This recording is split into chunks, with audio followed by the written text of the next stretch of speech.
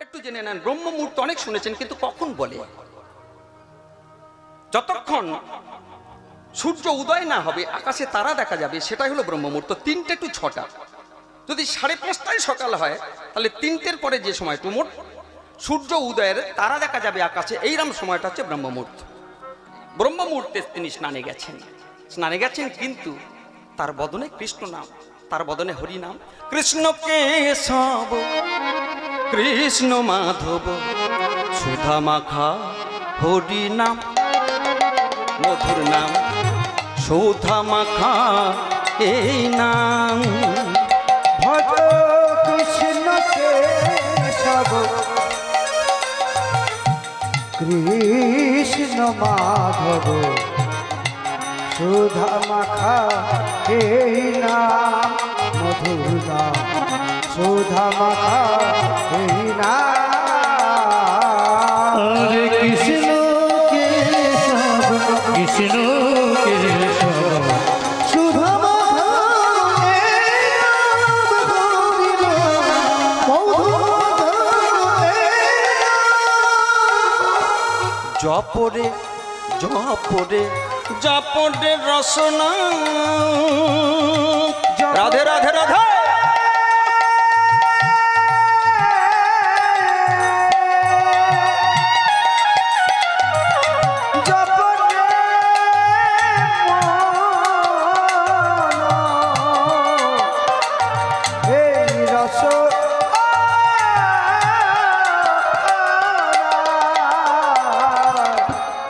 জপরে জপরে জপরে রসনা, নাম বললিতে মুখে দিও না পীরা। জপরে জপরে জপরে রচনা, এ নাম বলিতে মুখে দিও না বীরা। নামের গুণে তোমরা পাবে গো মোক্ষধাম। এই নামের গুণে সবাই পাবে গো মোক্ষধাম। আমি যদি অন্যায় করি আমি নরকে যাব, আমি যদি পাপ করি আপনি নেবেন না। যে যার পাপ সে তার, যে যার কথা সে তার, যে যার সাধুসঙ্গ সে তার। একটা কথা ভালো করে শুনবেন, দেহটা যদি বিনা হয়, ভক্তি তার হয় সুর, সদাই সাধুসঙ্গ করো বাজবে সুমধুর। খারাপ মানুষের সঙ্গে মিললে খারাপই সুমধুর হবে, সমুদ্র হবে না, বাজে কথা বেরোবে। কিন্তু যে কদিন বাজবেন, জপরে জপরে জপরে রসনা,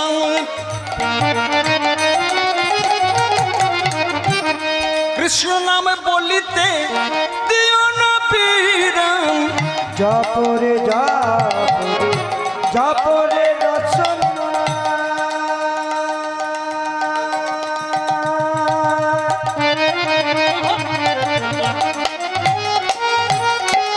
এ নাম বলিতে মুখে দিও না বীরা। নামের গুণে সদাই যাবে গো চিদানন্দ ধাম। নামের গুণে সবাই পাবে গো চিদানন্দ ধাম। পূর্ণ হবে মনস্কাম, তোমার কাম পূর্ণ হবে মনের মনস্কাম। কৃষ্ণ কেশব উলুধ্বনি উলুধ্বনি উলুধ্বনি, হরিবল হরিবল হরিবল হরিবল।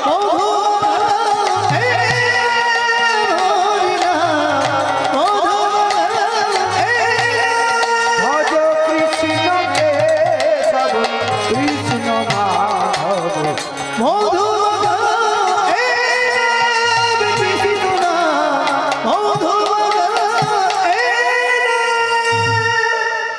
প্রতিদিনের অভ্যাসের মতো বৃষভানু স্নানে গেলেন।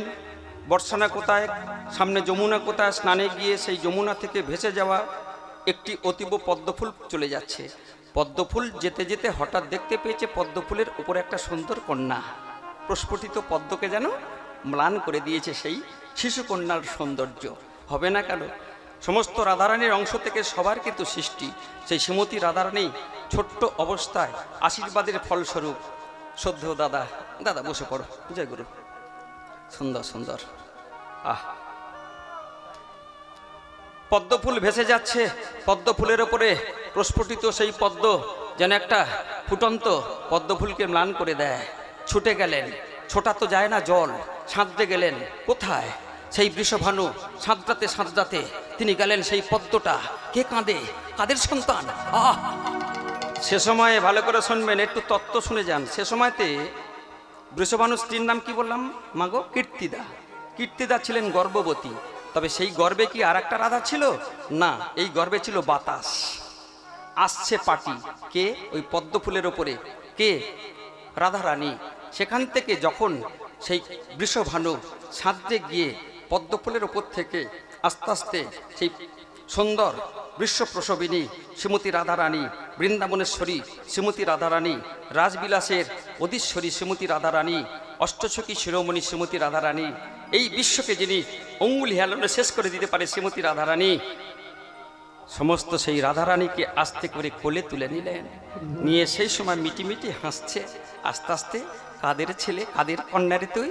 দেখতে খুব সুন্দর। ওগো কীর্তি দে, এতদিনে আশা আমার পূর্ণ হয়েছে। দেখো না, আমি পেয়েছি আমাদের হারিয়ে যাওয়া ধন। হঠাৎ যখন একটা, ভালো করে দেখবেন আমার দিকে, সন্তানকে কোলে করে নিয়ে যখন আস্তে আস্তে ঘরের মধ্যে যেই মানে পুরুষরা আগে শুভ কাজে ডান পাটা চৌকাটের ভেতরে দিয়েছে, ততক্ষণে কীর্তিদা, যার পেটে ছিল আমরা সন্তান বলে ভাবছি, তত্ত্ব বলছে সেই বাতাসটা খালি হয়ে গেছে। বাতাসটা খালি হয়ে গিয়ে ছটপট ছটপট করছে। আর ঠিক সেই সময় সেই কন্যা সন্তান রাধারানীকে কীর্তিদার কোলে। কে জানল? শুধু স্বামী জানে, আর কীর্তিদা জানে, আর জগৎ স্রষ্টা জগৎপতি তিনি জানেন।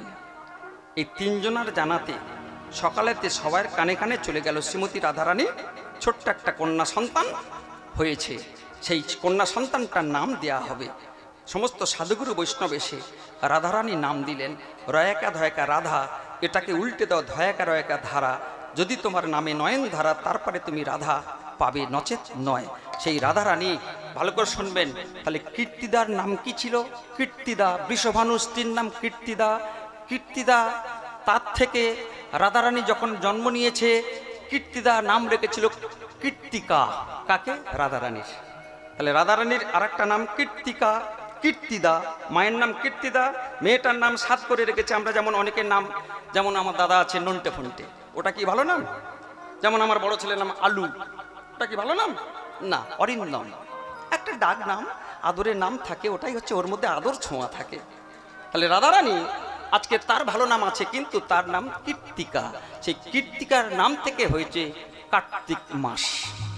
বোঝা গেল? এখানে একদম পরিষ্কার হয়েছে কার্তিক মাস। প্রিয় প্রিয় প্রিয়, শুধু প্রিয় বললে হবে না, বোঝাতে হবে।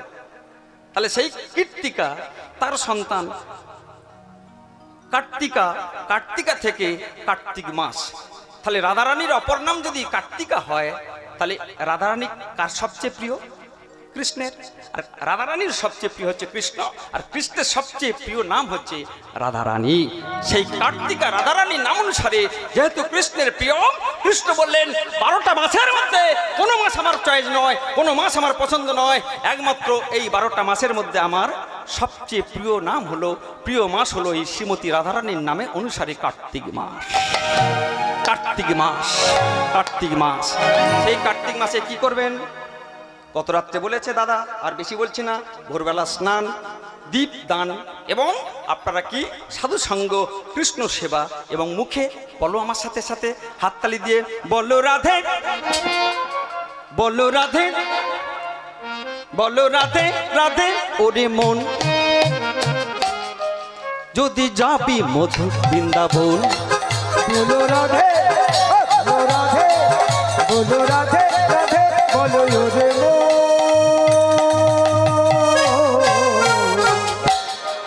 যদি যাবি মধুর বৃন্দাবন। বলো রাধে, বলো রাধে, বলো রাধে, বলো রাধে, বলো রাধে, বলো রাধে রাধে ওরে মন, যদি যাবি মধুর বৃন্দাবন। রাধে রাধে, রাধে রাধে, ও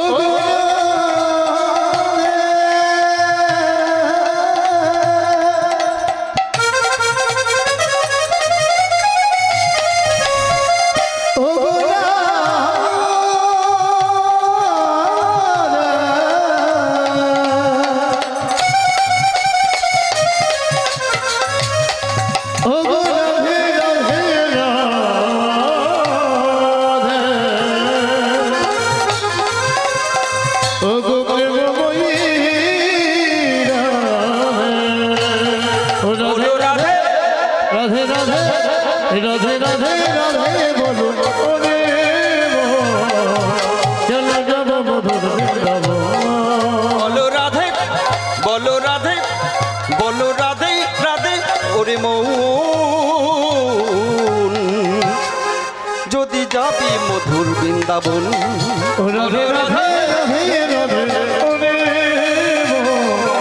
যদি যাবি মধুর বৃন্দাবন দুই অক্ষরে রাধা নামে না জানি কত সুধা ঝরে আমার দিও খোঁজে রাধা নামে না জানি কত সুধা ঝরে দুই অক্ষরে রাধা নামে না জানি কত সুধা ঝরে আমি দিও খোঁজে রাধা নামে না জানি কত সুধা ঝরে বলো রাধে বলো রাধে বলো রাধে রাধে ওরে মন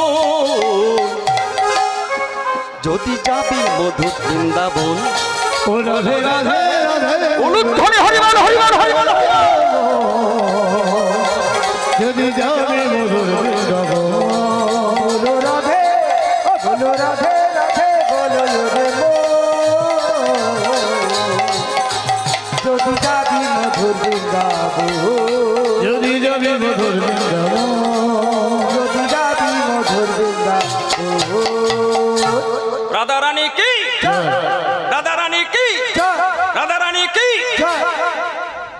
অন্য মাসে চাপ দেব না এই মাসটা ইয়ার কি করে বললো তার অনেক অনেক পুণ্য হাজার গুণ পুণ্য এবার আসা যাক রাস পূর্ণিমা মাফ করবেন এই কার্তিকী ব্রত কবে থেকে কবে শুরু কবে শেষ তিনটে মত এই আসতে ওখানটা আসতে তিনটে মত কেউ করেছেন একাদশী টু একাদশী এক কেউ করেছেন লক্ষ্মী পুজোর দিন পূর্ণিমা টু রাস পূর্ণিমা দুই কেউ করেছেন শেষ থেকে শুরু মানে কার্তিক মাস পয়লা থেকে সংক্রান্তি শেষ এটা করেছেন কোনটা ঠিক আমি গ্রন্থের নাম বলে দিচ্ছি ব্রহ্মবৈবর্ত পুরাণে উত্তরখণ্ডে ব্রহ্মবৈবর্ত পুরাণে উত্তরখণ্ডে পরিষ্কার লেখা আছে তিনটে কার্তিকী ব্রতর নিয়ম দুটোকে ছেড়ে দেন একটাকে ধরুন কি একাদশী থেকে শয়ন একাদশী থেকে উত্থানয়িক একাদশী পর্যন্ত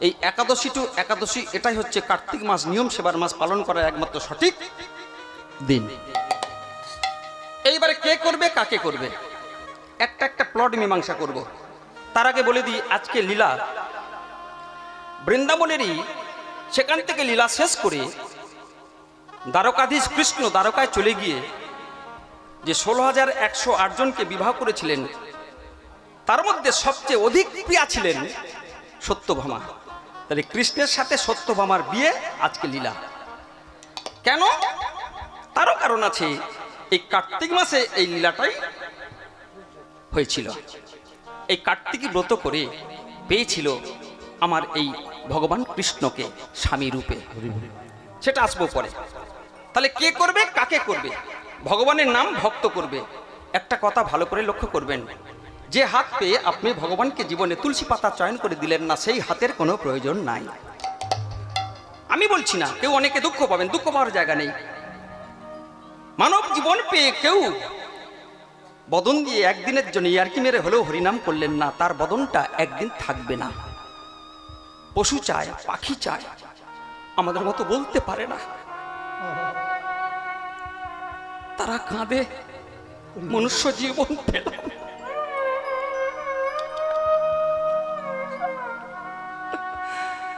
বলতে পারি না দয়াময় কত চেষ্টা করি কত না জন্ম পাপের ফলে এহেন গাভী জন্ম পেয়েছি পক্ষী জন্ম পেয়েছি আজ যদি বলার বদনে পেতাম মানুষের মতো হা কৃষ্ণ হা গোবিন্দ বলে ডাকতে পারতাম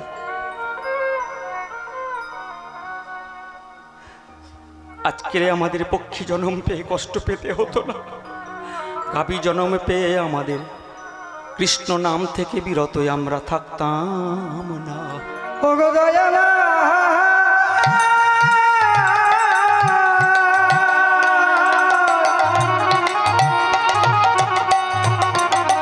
কেন আমাদের তুমি পক্ষী জনমে পশু জনমে করে পাঠালি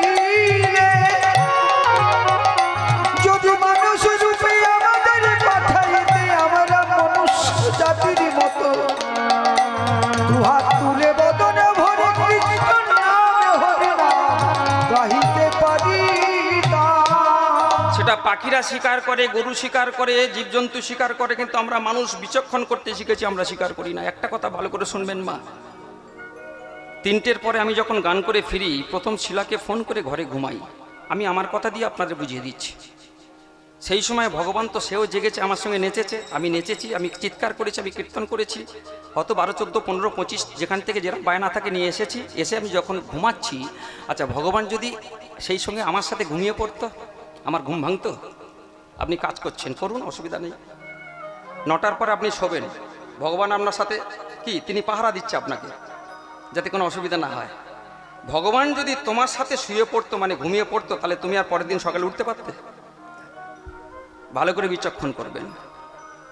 সবচেয়ে এ জগতে যদি ঋণী থাকতে হয়, আমরা ঈশ্বরের কাছে আছি। বসার জায়গা দিয়েছেন দেহের মধ্যে, এই যে ঢিপ ঢিপ ঢিপ, ব্রহ্মরন্ধ্রে মস্তকতে শিগোলোক ধাম, কর্ণদয় হয় বটে শিগোকুল নাম, রাধাকুণ্ড শ্যামকুণ্ড 2 নেত্রদয়, যমুনা কালিন্দী 2 নাসিকাতে বয়, বক্ষেতে মুদ্রাম করিয়াছে স্থিতি, মুখেতে রাধারানী করেন বসতি, জিহবার ভেতর আছে গোবর্ধন কুঠুরি, কইলাম ধাম তত্ত্ব শুনো কর্ণহরি। এই সপ্তধাম 18 মোকাম, যাহা নাই ভুবাণ্ডে তা আছে দেবভাণ্ডে। এই হৃদয় রূপে ভগবান যদি চলে যেত, তাহলে তুমি আর কথা বলতে পারতে না। তাই ভক্তিমতী মা আপনাদের বলি, হরি বল, তুমি যা বলাবে তাই বলবো, তুমি যা করাবে তাই করব। নিমিত্তে যখন পাঠিয়েছ প্রভু, হাত দিয়ে তুলসী পাতা চয়ন করব, চোখ দিয়ে তোমার দর্শন করব, তোমার যুগল মূরতি। আজকে চরণ দিয়ে ভাগবত বাসরে যাব, হরিবাসরে যাব, আর নয়ন দিয়ে তোমাকে দেখে বদন দিয়ে বলতে বলতে আমি বলবো।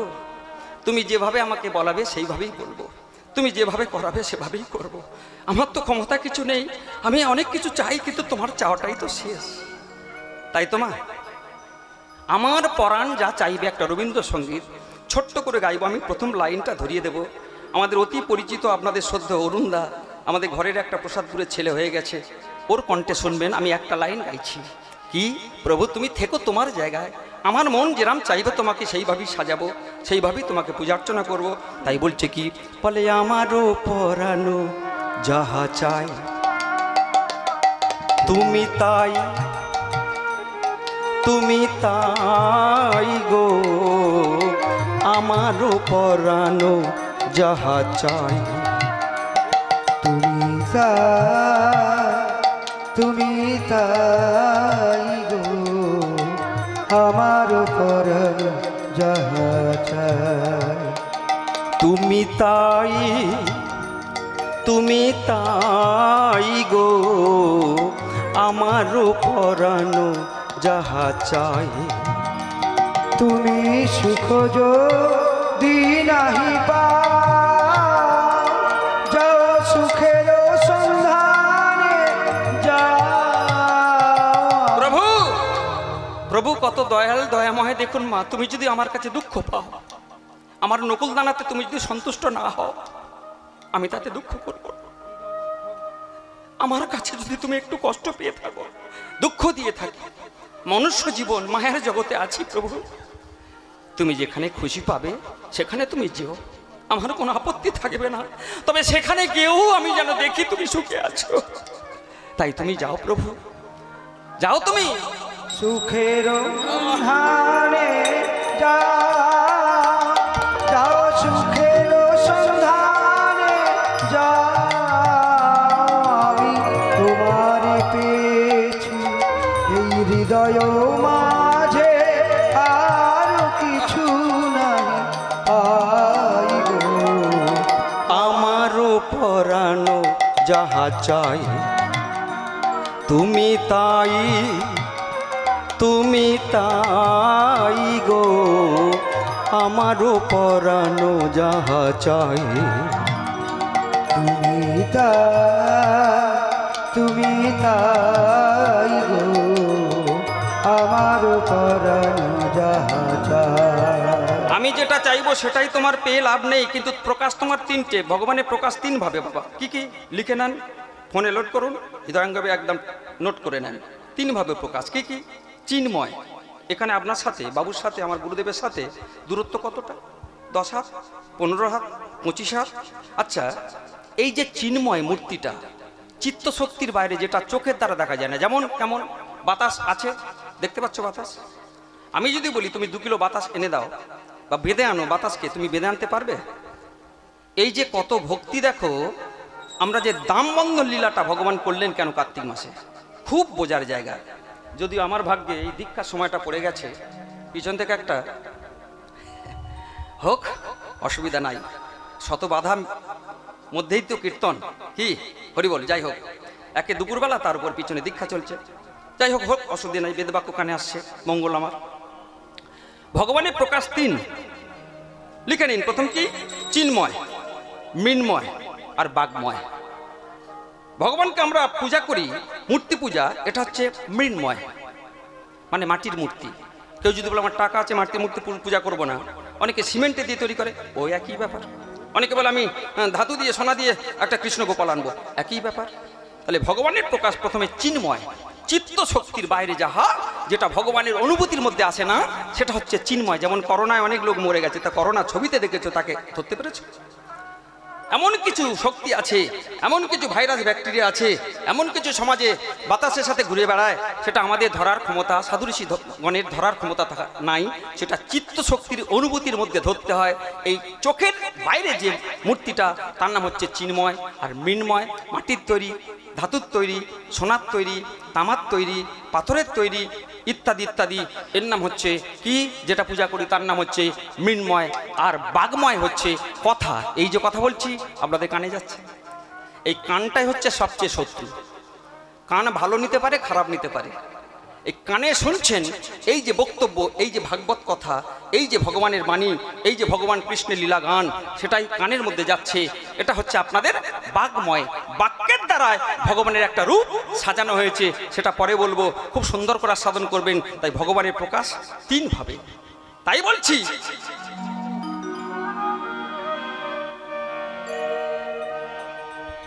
আমারও পরানো যাহা চাই, তুমি তাই, তুমি তাই গো, আমারও পরানো যাহা চাই।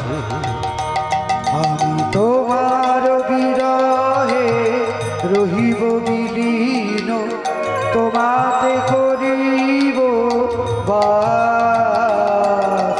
দীর্ঘ দিবস, দীর্ঘ রজনী, দীর্ঘ বরষ মাস, যদি আরো করে ভালোবাসো, যদি আর ফিরে নাহি আসো, আমি তোমারে পেয়েছি হৃদয় মাঝে, আর কিছু নাহি চাই গো আমার পরাণ। কি সুন্দর কথাগুলো দেখুন।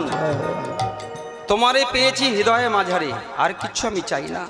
প্রভু, আর কি চাওয়ার থাকতে পারে? বলে তোমারে পেয়েছি হৃদয় মাঝারে, আর কিছু নাই চাই গো আমারও পরাণ যাহা চাই, তুমি তাই, তুমি তাই গো আমার পরাণ যাহা চাই। তাই ভগবান তিন রূপে প্রকাশ হয়েছেন। তিন রূপে প্রকাশের মধ্যে ভক্ত এক রূপে পূজা করি, সেইটাই হলো মৃন্ময়। মাটির মূর্তি কে করে? ভক্ত। ভক্ত কাকে বলে? ভক্তি যার, ভক্ত তার। ভক্তি কোত্থেকে আসে? ভক্তি আসে পাঁচটা কাজের মধ্যে দিয়ে। কি কি? সাধু সঙ্গ, কৃষ্ণ সেবা, ভাগবত নাম শ্রবণ, ব্রজে বাস, সাধন ভজন। এই পাঁচটা কাজ করলে ভক্তি, সাধু সঙ্গ করলে ভক্তি, আস্তে আস্তে শরীরটাকে তৈরি করলে ভক্তি। সেই ভক্তি নয়নস্য বিগলিত নয়নে যদি ভক্ত একবার ডাকতে পারে, কোন মাসে? কার্তিক মাসে। এক ভাগ নয়, 1000 গুণ পাবেন। এই কার্তিক মাস ডিসকাউন্ট মাস, নিয়ম সেবার মাস। তাহলে কার্তিক মাসে প্রথম ভোরবেলা স্নান, দ্বিতীয় তুলসী সেবা। তুলসী সেবা মানে তুলসী খাওয়া নয়, তুলসীকে যত্ন করা। কি যত্ন? একটু ছোট্ট করে বলে দিই। কুয়াশা যেমন না পড়ে গায়ে, বৃন্দা ঠাকুরানীকে একটু বস্ত্র আচ্ছাদন করে রাখবেন, তাকে একটু যত্ন করবেন, একটু সার দেবেন, একটু জল দেবেন। জল দেওয়ার সময় 2 লাইন মন্ত্র আমার কাছে গেলে পাবেন, আস্তে আস্তে বলবেন। যদি মনে না থাকে একটু করে জল দেবেন, হরে কৃষ্ণ নাম করবেন। এই তুলসী সমস্ত সব জায়গায় চলে, কিন্তু এক জায়গায় চলে না। এই তুলসী পুরাকালে বাবার নাম কি ছিল? লীলার মধ্যে ঢুকে গেছে। কি ছিল? ধর্মেধ্বজ রাজা, রাজার মেয়ে, খুব বড় লোকের মেয়ে, খুব সুন্দর তার চালচলন। তার মায়ের নাম মাধবী দেবী। এই মাধবী এবং ধর্মেধ্বজ এই দুজন যখন আস্তে আস্তে তুলসী বৃন্দা বড় হলো, হতে হতে আস্তে আস্তে তিনি ভজন সাধনে, বাবা রাজত্বে যদি থাকি বিঘ্ন ঘটতে পারে, তাই আমার মনের মধ্যে চলে যাচ্ছে হিমালয়ের পাহাড়ের পদদেশে গিয়ে তিনি ভজন সাধন করবে। এই মনে যেতে যেতে হঠাৎ দেখতে পেয়েছেন গণপতি বাবা কি, গণপতি বাবা কি, গণপতি বাবা কি।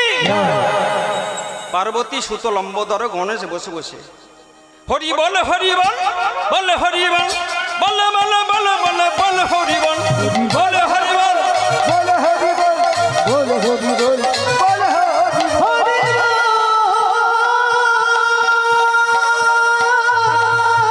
হৃদয় গৌর হরি হরি হরি বল।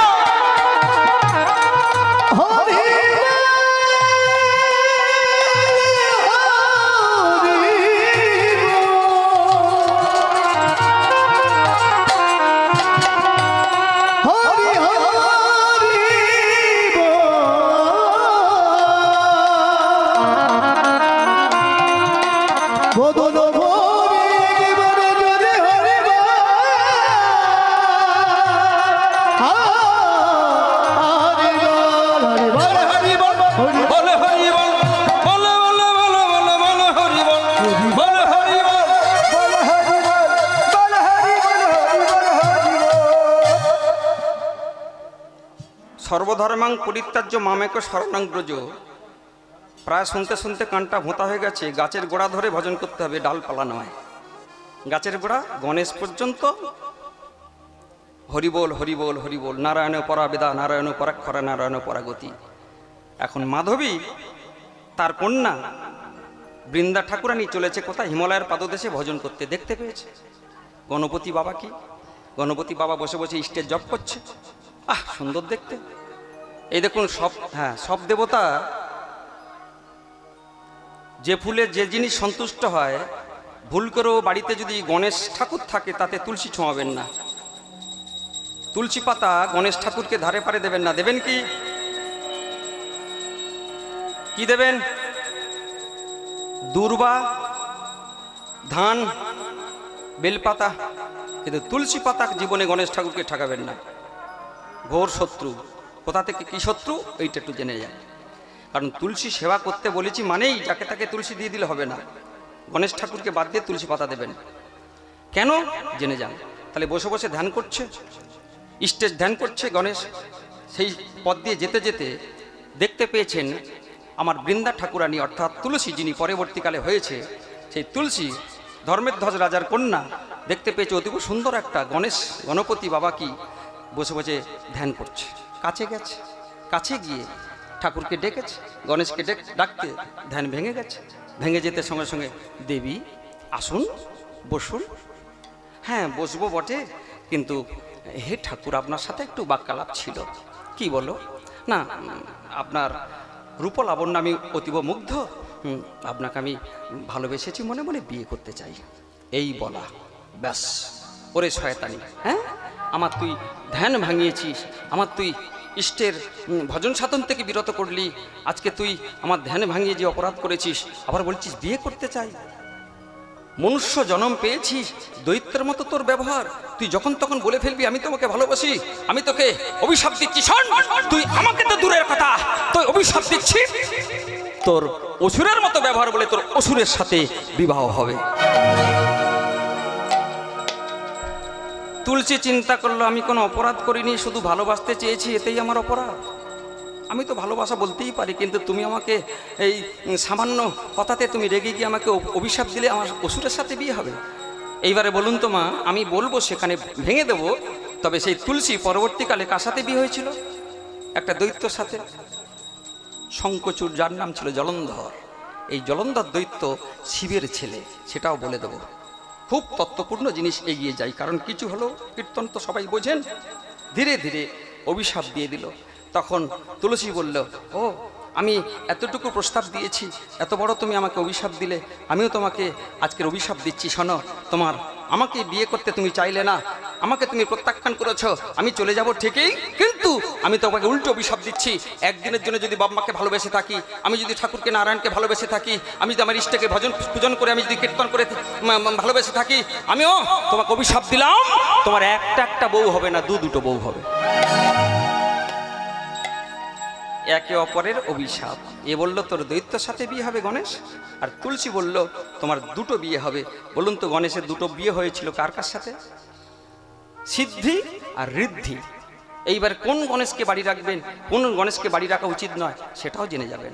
গণেশ ঠাকুর কিনলেই হলো না, সুর কোন দিকে দেখতে হবে সেটা আমি বলে দেবো পরে। তাহলে একে অপরের অভিশাপ হয়ে গিয়ে সেখান থেকে বিতাড়িত হয়ে চলে গেল। চলে গিয়ে হিমালয়ের পাদদেশে তিনি ভজন পূজন কীর্তন করতে থাকলো। কিন্তু এদিকে তো অভিশাপ মিথ্যে হবার নয়, আস্তে আস্তে হরিবল বলেছে দৈত্যর সাথে বিয়ে হবে। সেই দৈত্যটাকে, তাহলে এইখানটা প্লটটা রেখে চলুন ফিরে যাই কৈলাসে। কৈলাসে আমার বাবার নাম অল্প একটু করলেই তাতে তার নাম আশুতোষ, খুব সন্তুষ্ট। আসুন সবাই মিলে একটু বাবার নাম করি।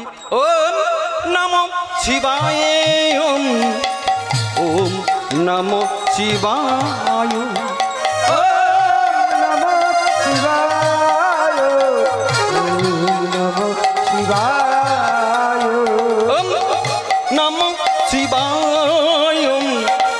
ওম নমো শিবায়, হরে ওম নমঃ শিবায়, ওম নমঃ শিবায়। নিশম নিশম শেষ গুণং গুণহীন মহি সমগ্র ভজনম। ও নমো শিবায়, ওম নমঃ শিবায়, হরে ওম নমঃ শিবায়, ওম নমঃ শিবায়। নির্জিত দুর্জয় দ্বৈত পুরাং প্রণমামি শিবম শিবকল্পতরু। নমঃ শিবায়, ওম নমঃ শিবায়, হরে ওম নমঃ শিবায়, ওম নমঃ শিবায়। ত্রিমুকাসুর বলে এক দৈত্য ছিল, সেই তিনটে তার মাতা। একটা মাতা দিয়ে ভজন করি, তার মন পোষে না। ত্রিমুকাসুর দৈত্য ভজন করছে বসে বসে কার? ওম নমঃ শিবায়। শিবকে ভজন পূজন কীর্তন করছে, আর তার সামনে ইন্দ্র এসে বলছে এই ইন্দ্র দেবতাদের মধ্যে শয়তান বাবা, যে একটু ভজন করবে, যে একটু এগিয়ে যাবে, তার মনে সবসময় সন্দেহ, কেন যদি আমার গদি চলে যায়। ত্রিমুকাসুর বসে বসে কৈলাসের অধিপতি আমার প্রভুকে নাম করছে, শিবকে নাম করছে, শিবাকে নাম করছে। সেই সময় টনক নড়ে উঠল ইন্দ্রের। ভালো করে বুঝতে না পারলে বলবেন। বসে পড়ো মা, আস্তে আস্তে বৌদি বসে পড়ো। তার ধ্যান ভাঙানোর জন্যে ইন্দ্র এসে তার কাছে সমস্ত সব কিছু মানে যেটা ধ্যান ভাঙার কথা সেরকমভাবে আচরণ করে যাচ্ছে।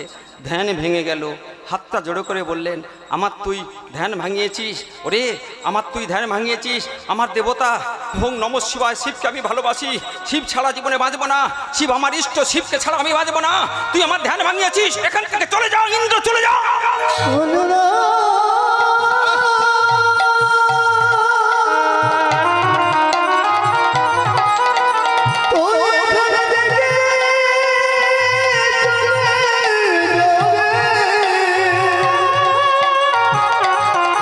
তুই আমার ধ্যান ভাঙাইছিস, চলে যা।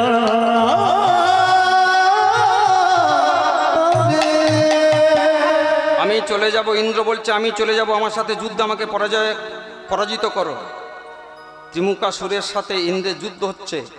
ইন্দ্রের বাণে একদা ত্রিমুকাসুরের মাথাটা তিনটে কেটে যখন মাটিতে পড়ে গেল, কৈলাসের মহাদেব সঙ্গে সঙ্গে আমার ভক্তের তুই মানহানি করেছিস ইন্দ্র, তোকে উচিত শিক্ষা পেতেই হবে।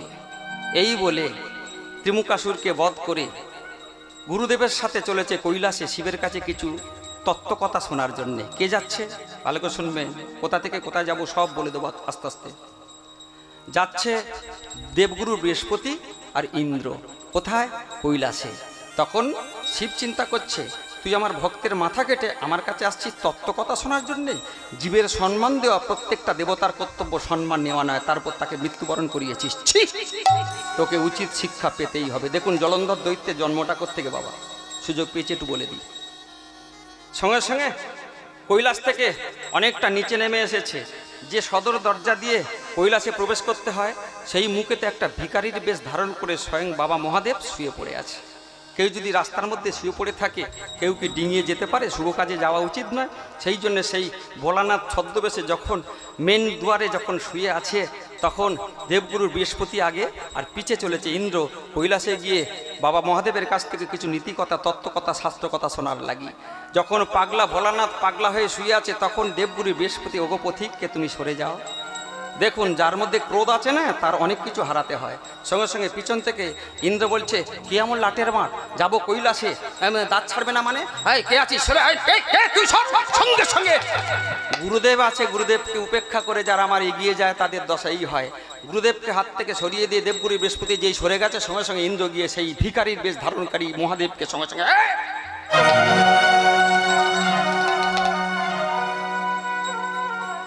অ্যাটিচিউডটা বুঝতে পেরেছেন, লাথি মারলো, চিনল না। প্রত্যেকে সম্মান দেওয়া উচিত।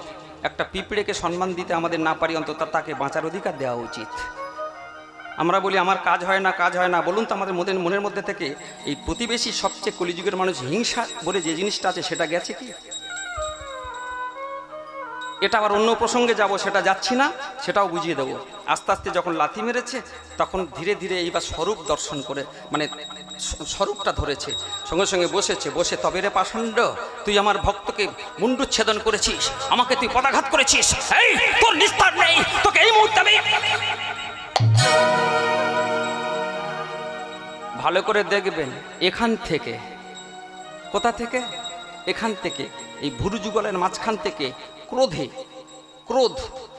স্বরূপ, দিদি বৌদি ঘুমাই, ক্রোধ স্বরূপ আগুনের মতো গোলা এখান থেকে বের হলো।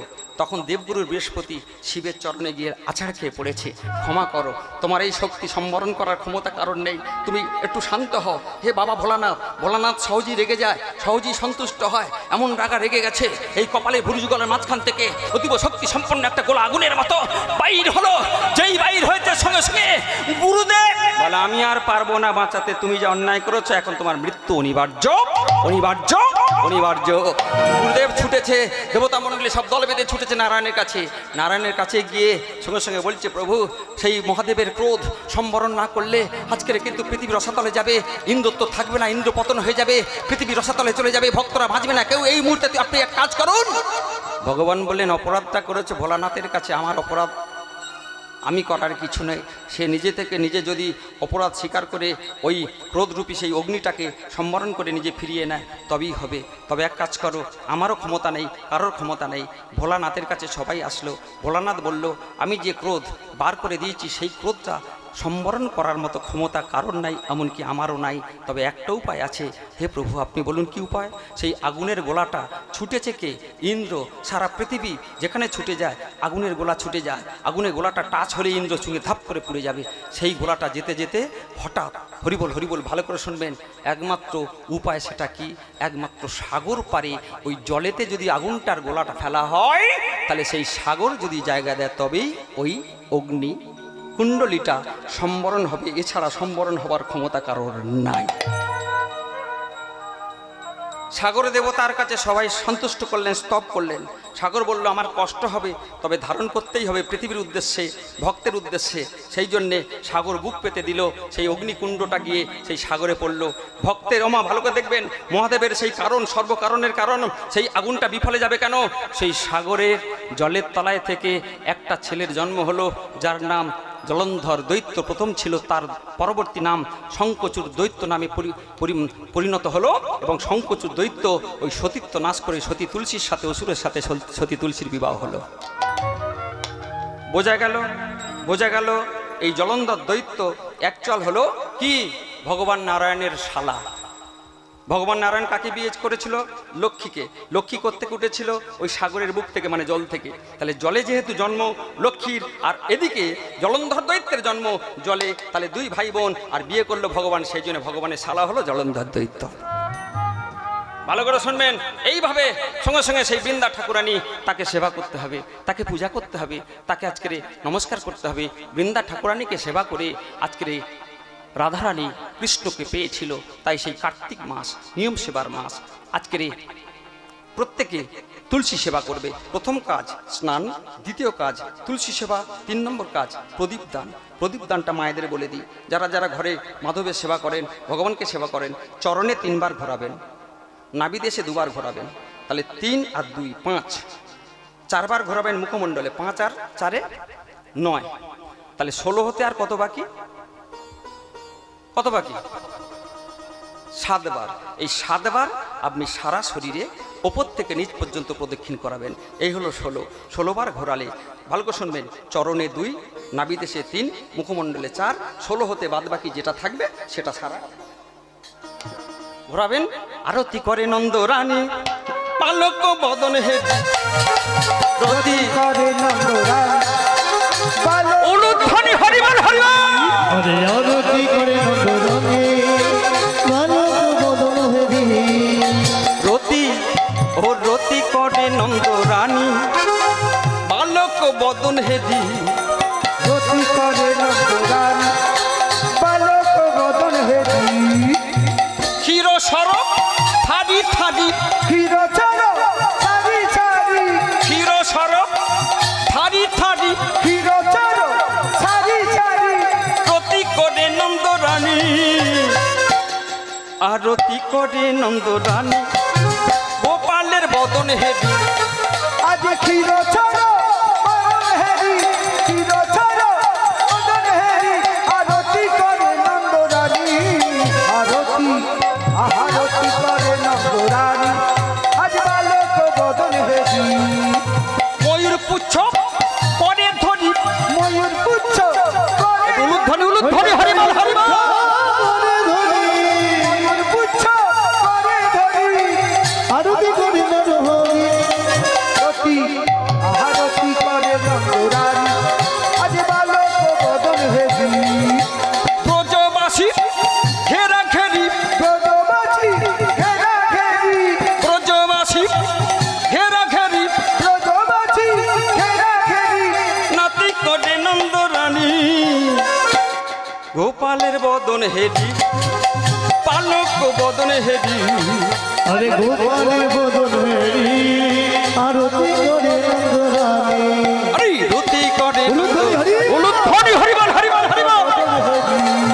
গোপালের বদন হেরি আরতি করে নন্দরানী আজ গোপাল বদন হেরি রতি করে নন্দরানী। সেই জন্য তুলসীর সাথে গণেশের পুরো ছাড়খাড়, একদম পুরো বিবাদ। তাহলে যে যাকে ভালোবাসে না তার সামনে যদি তুলসী পাতা দেন তাহলে সংসারে অমঙ্গলটাই নেমে আসবে। কারণ একে অপরের প্রতি অভিশাপ ছিল। সেই অভিশাপের জন্যে গণেশের চরণে কোনোদিন তুলসী পাতা দেবেন না। তুলসী পাতা কাকে দেবেন? কৃষ্ণকে দেবেন। তুলসী পাতা কাকে দেবেন? রাধারানীকে দেবেন। এইবারে বলবেন বৌদিরা, ও বাবা এত বড় ভুল আর করবো না, কারণ রাধারানী সে তো নারী না, আহ্লাদিনী শক্তি, যে শক্তি বিশ্ব প্রসবিনী, যে শক্তি আপনার আমার আয়ত্তের বাইরে, যে শক্তি সারা বিশ্বকে বাঁচিয়ে রেখেছে, যে শক্তি পরমেশ্বরী শ্রীমতী রাধারানী। অভেদ রাধা কৈশোর কানু তপ্তহীন গোরাতনু। কি শ্লোক বললাম? অভেদ রাধা, রাধা কৃষ্ণের ভিন্ন সত্তা নয়, এক। লীলা বিলাসের জন্যে তারা 2 আনন্দিত হয়ে আনন্দদায়িনী শক্তিরূপে তিনি অবতীর্ণ হয়েছেন এই বিশ্বে চরাচরে। আপনাকে আমাকে শেখানোর জন্যে এইভাবে ভালোবেসে এইভাবে প্রেম করে ভগবানকে ডাকলে পাওয়া যায়। তাহলে আনন্দদায়িনী শক্তি শ্রীমতী রাধারানী, তাকে অভেদ রাধা, ভেদাভেদ যদি না থাকে রাধা কৃষ্ণের, তাহলে কৃষ্ণের চরণে যদি তুলসী পাতা দেওয়া যায়, রাধারানীর চরণেও তুলসী পাতা দিলে অপরাধ নাই। সেই তুলসী পাতা সেবা, তুলসীকে সেবন। তাহলে 3টে হলো দীপদান, 4টে আর নিয়ম ভঙ্গ করে 5টা মালসা, 2টো মালসা, 1টা মালসা, 2জন সেবা, 1জন সেবা, 5জন সেবা, নিয়ম ভঙ্গ করে সাধু সঙ্গ করে রাত্রি জাগরণ করে একটু হরিনাম সংকীর্তন। আসুন সেই হরিনামটা একটু করে নিই। হরিহরয়ে নম কৃষ্ণ যাদবায় নম। প্রত্যেকে হরিহরয়ে নম কৃষ্ণ যাদবায় নম। হরিহরয়ে নম কৃষ্ণ যাদবায় নম। হরি হরয়ে নম কৃষ্ণ যাদবায় নম হরি হরায় নম কৃষ্ণ যাদবায় নম যাদবায় মাধবায় কেশবায় নম যাদবায় মাধবায় কেশবায় নম যাদবায় মাধবায় কেশবায় নম যাদবায় মাধবায় কেশবায় নম কেশবায় নম হরি হরয়ে হরি হরায় নম কৃষ্ণ যাদবায় নম হরায় নম কৃষ্ণ যাদবায় নম গোপাল গোবিন্দ রাম শ্রী মধুসূদন কীর্তন করছি, কিন্তু আপনার মনের মধ্যে একটা ঘুরঘুর আছে, সেই ঘুরঘুরে পোকা কবে তিনতলাটা বাঁধবো, ও যেন প্রলোভ না হয় আমার ছেলে চাকরি পাক। যদি মারিস কলসির কানা তা বলে কি বিন কি প্রেম দেব না। নিতাই চাঁদ কি ভগবানের অংশ, অংশ কলা তত্ত্ব বলে গেছি। তাহলে ভগবানের যার অংশ, নিতাই চাঁদকে অখুশি করলে ভগবান কি খুশি হবে? হবে না। সেই নিতাই চাঁদ হরিদাস ঠাকুর নবদ্বীপের ভাগ্যাকাশে কীর্তন করতে করতে যাচ্ছে। জগাই মাদাই দক্ষিণ শিয়রে বসেছিল, বট গাছের নিচে দক্ষিণ শিয়রে জগাই আর মাদাই যখন থেকে যা জগাই মাথায় যদি তরে যায়, আর এখনকার দু চারটে তারাও তরে যাবে। আমি আমার খুব আনন্দ হয়, খুব যখন ছোট ছিলাম তুলসীতলা একটা জল দেওয়া তো দূরের কথা, তুলসী তলায় গিয়ে একটা ধূপ দিয়ে আসবে এরম কোনো মানুষ আমি প্রসাদপুরে খুব কম দেখতে পেতাম। কিন্তু এখন বুঝে হোক না বুঝে হোক, আমার জেঠিমা, আমার ভক্তমা গরিব পারে না একটা টাকা নিয়ে একটা প্রদীপ অন্তত ভগবানকে, এটা কি কম পাওয়া? দক্ষিণ শিয়রে গিয়ে জগা মাদাই আমার সঙ্গে সঙ্গে গোপাল গোবিন্দ নাম শ্রী মধুসূদন গিরিধারী গোপীনাথ মদন মোহন আমার গোপাল গোবিন্দ শ্রী মধুসূদন গিরিধারী গোপীনাথ মদন মোহন। হরি বল হরি বল হরি বল ভাই, হরি নাম ছাড়া জীবের আর গতি নাই। একবার হরি বলো হরি বলো হরি বলো ভাই, হরি নাম ছাড়া জীবের আর গতি নাই। শ্রী চৈতন্য নিত্যানন্দ শ্রী অদ্বৈত সীতা হরি গুরু বৈষ্ণব।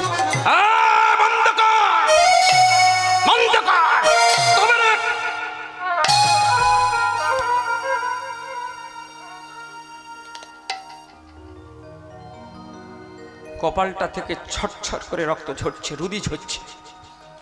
হরিদাস ঠাকুর ভয়ে পালিয়েছে। প্রভু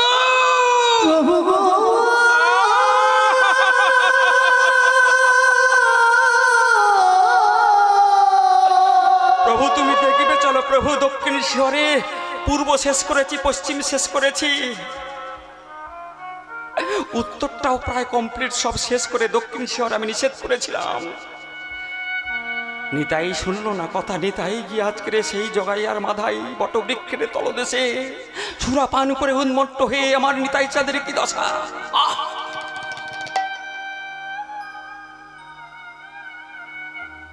কলিযুগ ধন্য কেন? সুদর্শন চক্র মাধায়ের গলাটা ছেদন করবে, ওই নিতাই চাঁদ যার কপাল কেটেছে সে গিয়ে প্রভুর চরণে লুটিয়ে পড়েছে। প্রভু তুমি না বলেছ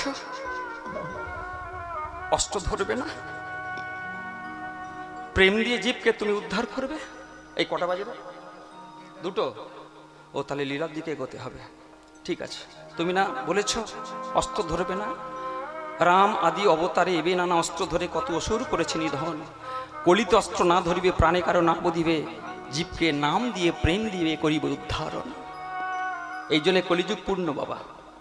প্রত্যেক যুগে অবতার হয় কালে কালে, আর কলিতে অবতরী শ্রী গৌরাঙ্গ। এই মানেটা করলেই বোঝা যাবে কেন কলিযুগ ধন্য। শ্রী মানে লক্ষ্মী আর গৌরাঙ্গ অন্তে কৃষ্ণ, দুই দেহ এক করে শ্রী লক্ষ্মীকে নিয়ে একসাথে তিনি অস্ত্র নয় শস্ত্র নয় চোখে জল প্রেম দিয়ে। তখন প্রভু বললেন, নিতাই ওকে মার্জনা করে দেবে বলছো? হ্যাঁ প্রভু, অস্ত্র নয় শস্ত্র নয় প্রেম দিয়ে নাম দিয়ে জীবকে উদ্ধার করব।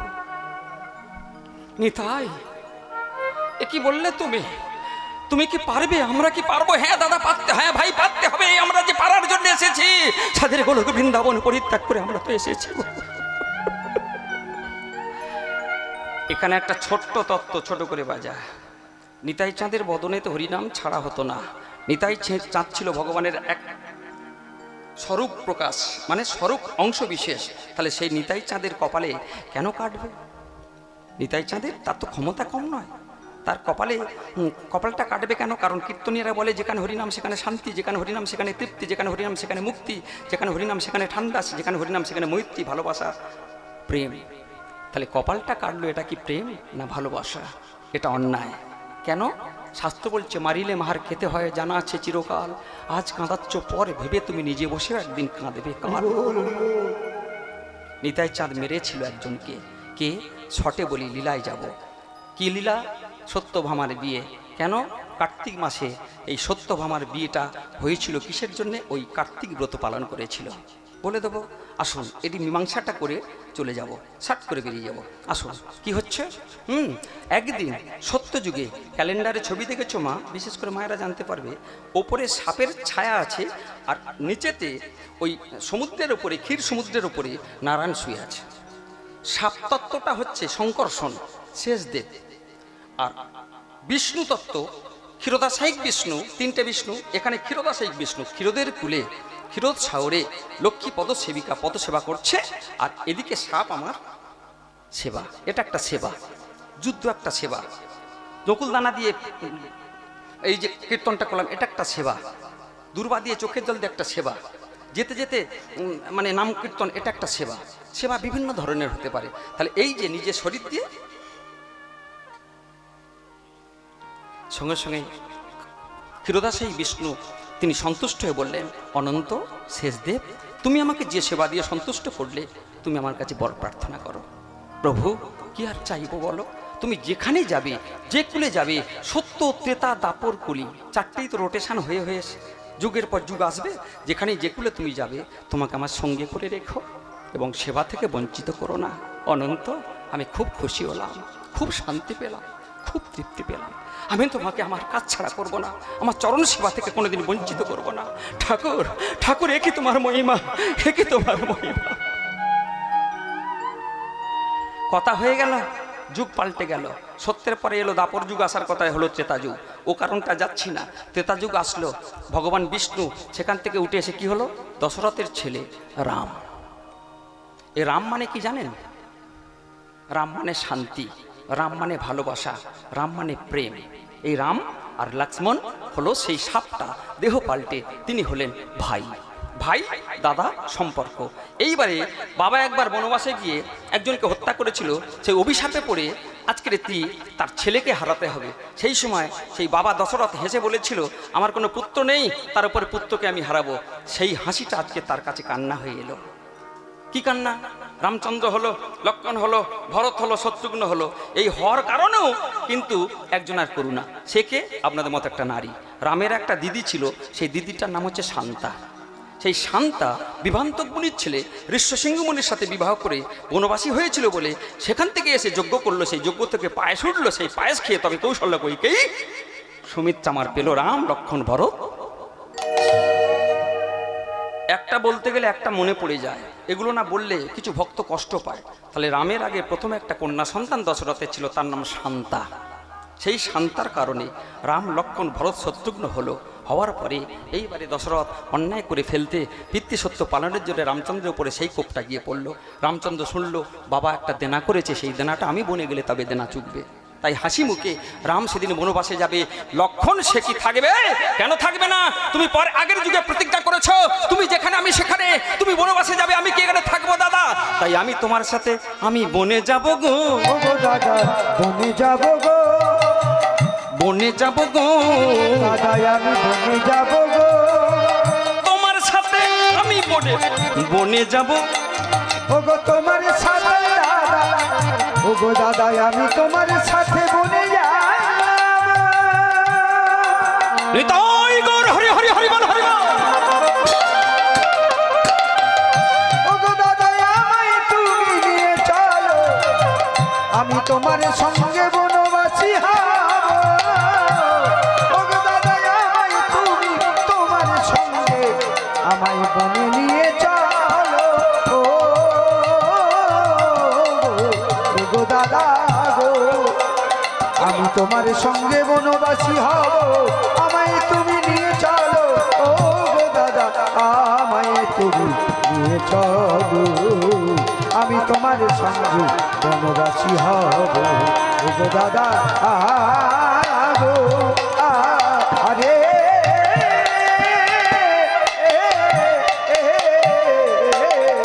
বনে যাব ও গো দাদা, বনে যাব গো, তোমার সাথে বনে যাব, সেবা করব গো আমি তোমার সাথে যাব বনে। সেটা কি উচিত হবে লক্ষণ? সেটাই উচিত হবে দাদা, কারণ তুমি কথা দিয়েছো, তুমি যেখানে আমি সেখানে। সঙ্গে সঙ্গে বলছে তুমি কি ভুলে গেছো? মাকে দেখবে কে? বলে মাকে দেখার জন্য সীতা আছে। সীতা তখন একটু আগে যার গায়ে বিশাল বিশাল অলংকার ছিল সব খুলে দিয়ে চির বসনে পরে, এখানে এখানে রুদ্রাক্ষের মালা পরে খোঁপা করে সুন্দর করে এক বসনে স্বামীর সামনে হাজির। আহ, সেই অলংকারগুলো যেগুলো পেলে মেয়েরা সবচেয়ে ভোলে। মেয়েরা দুটো জিনিসে বস, শাড়ি আর গয়না, আর স্বামীর ভালোবাসা, এটা হলেই ব্যাস। ওই দুটো দুবেলা দুমুটো যাই দাও কোনো অসুখ। সেই গয়নাগুলোকে গলিয়ে দিয়ে তরল করে একটা বিষ্ণুর মূর্তি দিয়েছে। বিষ্ণুর মূর্তি নিয়ে এখানে আজকে হিতপদ্মে রেখে আজকের সেই স্বামীর সাথে বনবাসে যাবে। কেন? একমাত্র বিষ্ণু পারে আমার স্বামীকে, আমার দেওর পুত্রসম দেওরকে রক্ষা করতে, এছাড়া হবে না। বলার অনেক কিছু ছিল মা, এরপরে একটু মহাভারতে যাওয়ার কথা ইচ্ছা ছিল, কিন্তু সেখানে এই প্রসঙ্গ থেকে যাওয়া যায়। তবে রামায়ণটা শেষ করে দেখি কি সময় পাই। হরি বল। আস্তে আস্তে যখন দুজন চলে যাচ্ছে, এইবারে সীতা আমার এসে বলছে, আচ্ছা সীতার বাবার নাম কি একটু তত্ত্ব বলে দিই। জনক। এই জনকের বাবার নাম কি? নিমি। এই নিমি কি করে হয়েছে? নিমিত থেকে জনক যে সৃষ্টি হয়েছে বাবা, মন্থন করে, হ্যাঁ ঠিক, মন্থন করে উঠল কি লক্ষ্মী, ঐরাবত, অমৃত, এবং সমস্ত সব অস্ত্র শস্ত্র। কিন্তু আজকের লক্ষ্য করবেন, এদিকে তাকান, আজকের আমাদের এই মন্থন করার পরে, অর্থাৎ সাধু ঋষি মুনিগণ, নিমি যখন ইন্দ্রের অভিশাপে মারা গেল, ওই মন্থন করে বেদবাক্য জপ করে হোমযজ্ঞ করে ওই নিমি শরীর থেকে একটা সন্তানের জন্ম দিয়েছিল, তার নাম হলো রাজর্ষি শিরোদ্ধত জনক। একটা কথা শুনে রাখা ভালো মা, এখনকার জ্ঞানের পীঠস্থান হচ্ছে নবদ্বীপ। যদিও এখন বিশ্ববিদ্যালয় বিভিন্ন লেখাপড়ার জায়গা, শেখার জায়গা হয়ে গেছে, কিন্তু আজ থেকে 500 বছর পূর্বে শিক্ষা অর্জন করতে গেলে নবদ্বীপ থেকে সার্টিফিকেট পেলে তাকে শিক্ষিত বলে গণ্য করা হতো। কিন্তু ত্রেতা যুগে একমাত্র জায়গা ছিল বাবা মিথিলা। মিথিলা থেকে তুমি যদি জ্ঞান অর্জন করে আসতে পারতে, তবে তোমাকে শিক্ষিতা বলে গণ্য করা হতো। তাহলে সেই মিথিলার নরেশ কে ছিল? জনক। জনকের বাবার নাম কি ছিল? নিমি। কাদের দিয়ে জন্ম হয়েছে? ওই সাধু ঋষি মুনিগণদের বৈদিক বাক্য জপ করে মৃত শরীর থেকে মন্থন করে একটা সন্তান, নাম হলো এই জনক। তাহলে জনক মাটিতে কি করছিল? হাল চষছিল। কেন হাল চলার প্রয়োজন হলো? বলে 12 বছর বৃষ্টি হয়নি। 12 বছর যদি বৃষ্টি না হয়, তাহলে এই বৃষ্টি না হওয়ার জন্য কোনো প্রজা থাকবে? এমনি যদি খানাকুলে একটু বন্যা হয়েছে, এই ছেলেটা বাড়ি খানাকুলে বন্যা হয়েছে পালং শাক 100 টাকা। সামান্য বন্যা হয়েছে খানাকুলে, সব সবজি পচে গিয়েছে। এই বৃষ্টিতে সবজি পচে গিয়ে আনাজের দাম কি? আর তাতে যদি 12 বছর অনাবৃষ্টি বৃষ্টি না হয়, তাহলে আজকে প্রজাদের কি হাহাকার বাঁধবে না? বেঁধে গেছে হাহাকার, খেতে পাচ্ছে না, বাঁচাও বাঁচাও। রাজর্ষি শিরোদ্ধত জনক ছিল প্রজাবৎসল রাজা। সেই রাজা সহ্য করতে না পেরে তখন গুরুদেবের কাছে কাঁদছে আর বলছে, গুরুদেব আপনি এর বিধান দিন যাতে আমার প্রজারা খেতে পায়। গুরুদেব বললেন, একমাত্র উপায় আছে, তুমি কর্ষণ করো, হাল চষো, লাঙল চষো, ভক্তি, চোখের জল, বৈরাগ্য দিয়ে তুমি যদি একনিষ্ঠে লাঙল দিতে পারো, সেখান থেকে যদি লক্ষ্মী আজকের সুজলা সুফলা শস্য শ্যামলা মান্য কন্যা কৃপা করে আজকে সেই তোমার আঁতুরের ফালেতে যদি একটা কন্যা সন্তান পাও, তবে তোমার 12 বছর পরে অনাবৃষ্টি কাটবে, বৃষ্টি নামবে, তবেই তোমার এই মিথিলাতে। গুরুদেবের কথায় লাঙল চষছে। লাঙল চষলে কি সীতা পাওয়া যাবে? কোন সীতা? ভক্তি স্বরূপিণী সীতা, লক্ষ্মীর অংশোদ্ভূতা সীতা। জনক রাজা লাঙল করতে করতে 2.5 প্যাঁচের মাথায় ট্যাঁ করে কেঁদে উঠেছে। কেঁদে উঠে সঙ্গে সঙ্গে কোলে নিয়েছে। যেই কোলে নিয়ে চুম্বন দিয়েছে, ওপর থেকে ছচ্ছর করে বৃষ্টি। বৃষ্টি যখন এলো তখন সুজলা সুফলা ধরিত্রী ফুলে গেল, ফলে ফুলে সমস্ত প্রজাদের মুখে হাসি। একটা কথা, এত কথা বলার দরকার ছিল না, মনে পড়ে যায় তাই বলছি বাবা, এগুলো মিলিয়ে নেবেন রামায়ণে। আস্তে আস্তে সমস্ত সব কিছু হয়ে গেল। সেই সীতাকে মানুষ করলো, বড় করে বিয়ে দিল কোথা রামচন্দ্রের সাথে। হ্যাঁ, রামচন্দ্রের সাথে বিয়ে দেওয়ার পরে সেই রামচন্দ্রকে নিয়ে বনে যাওয়ার জন্যে কোনো বাবা মা চাইবে যে আমার মেয়ে স্বামীর সঙ্গে বনে যাক? চাইবে না। কিন্তু মায়ের কাছ থেকে, বাবার কাছ থেকে রাজর্ষি শিরোধর জনকের স্ত্রীর নাম কি ছিল? সুনয়না। ওরা 3 বোন ছিল, সুনয়না, কোলাবতী, চম্পাবতী। এই চম্পাবতী, কোলাবতী আর সুনয়না, হরিবল, সেগুলো পরে তত্ত্ব বলবো। সেই সুনয়নার সাথে রাজর্ষি শিরোধর জনকের বিয়ে হলো।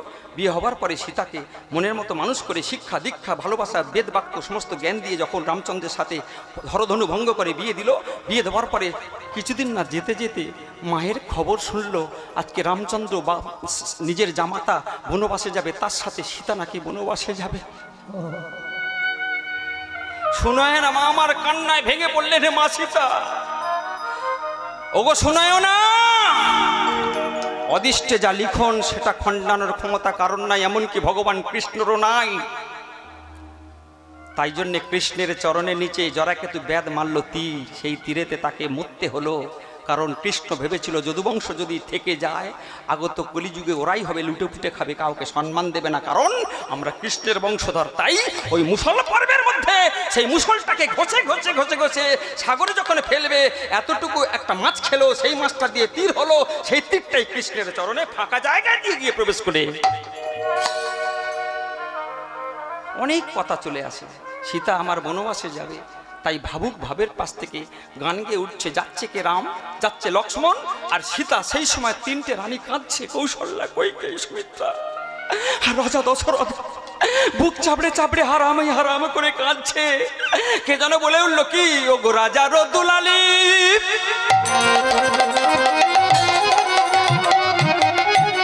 ও গো সীতে,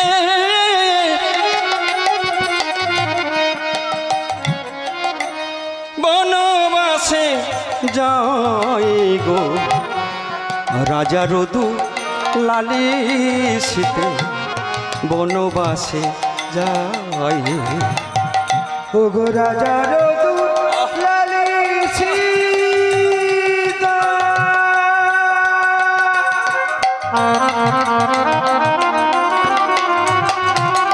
আজ বনবাসে যাই গো, বনবাসে যাই।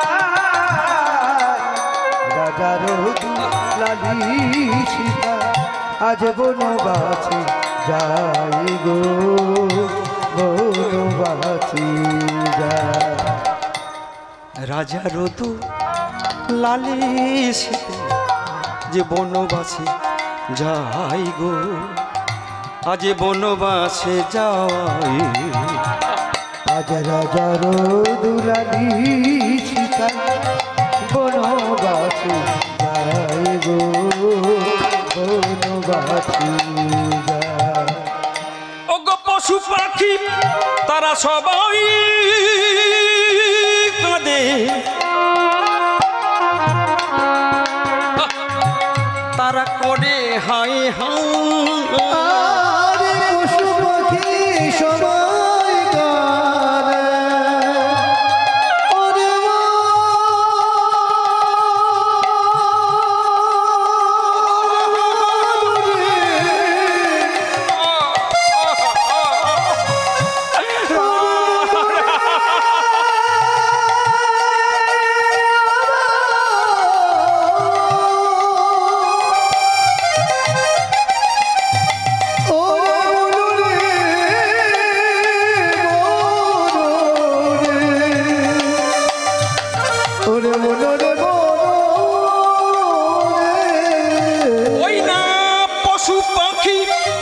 সবাই কাঁদে, তারা করে হাই হাই।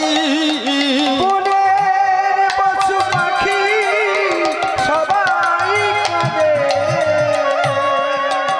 সবাই করে হায় হায়। রাজা রদু লালি সীতে, বনবাসে যাই গো, ও গো বনবাসে যাও। ও গো রাজার দুলালি সীতা, আজ বনবাসে যাই গো, বনবাসে যাই। রাজার দুলালি সীতা, আজ বনবাসে যাই গো, বনবাসে যাই। বাবার কাছ থেকে যদি একটা রোজগারের ছেলে চিরজীবনের মতো না হলেও 14 বছর যদি চলে যায়, তার মনে কি হয়? তার উপরে এটাই বাস্তব, নিজেদের চিন্তা করুন। চলে গেল, কিন্তু এই বুকের মধ্যে একটা জিনিস আছে, কি? যত গয়নাগাটি ছিল সেগুলো গলিয়েতে একটা বিষ্ণুর মূর্তি এখানে হিদমাজারে রেখে দেবো, ছেড়ে দেবো না। ছেড়ে দিলে সোনার প্রভু তোমার আর কোথাও পাবো না। এইভাবে চলে গেল শটে বলি। আস্তে আস্তে চলে গেল পঞ্চবটির বনে।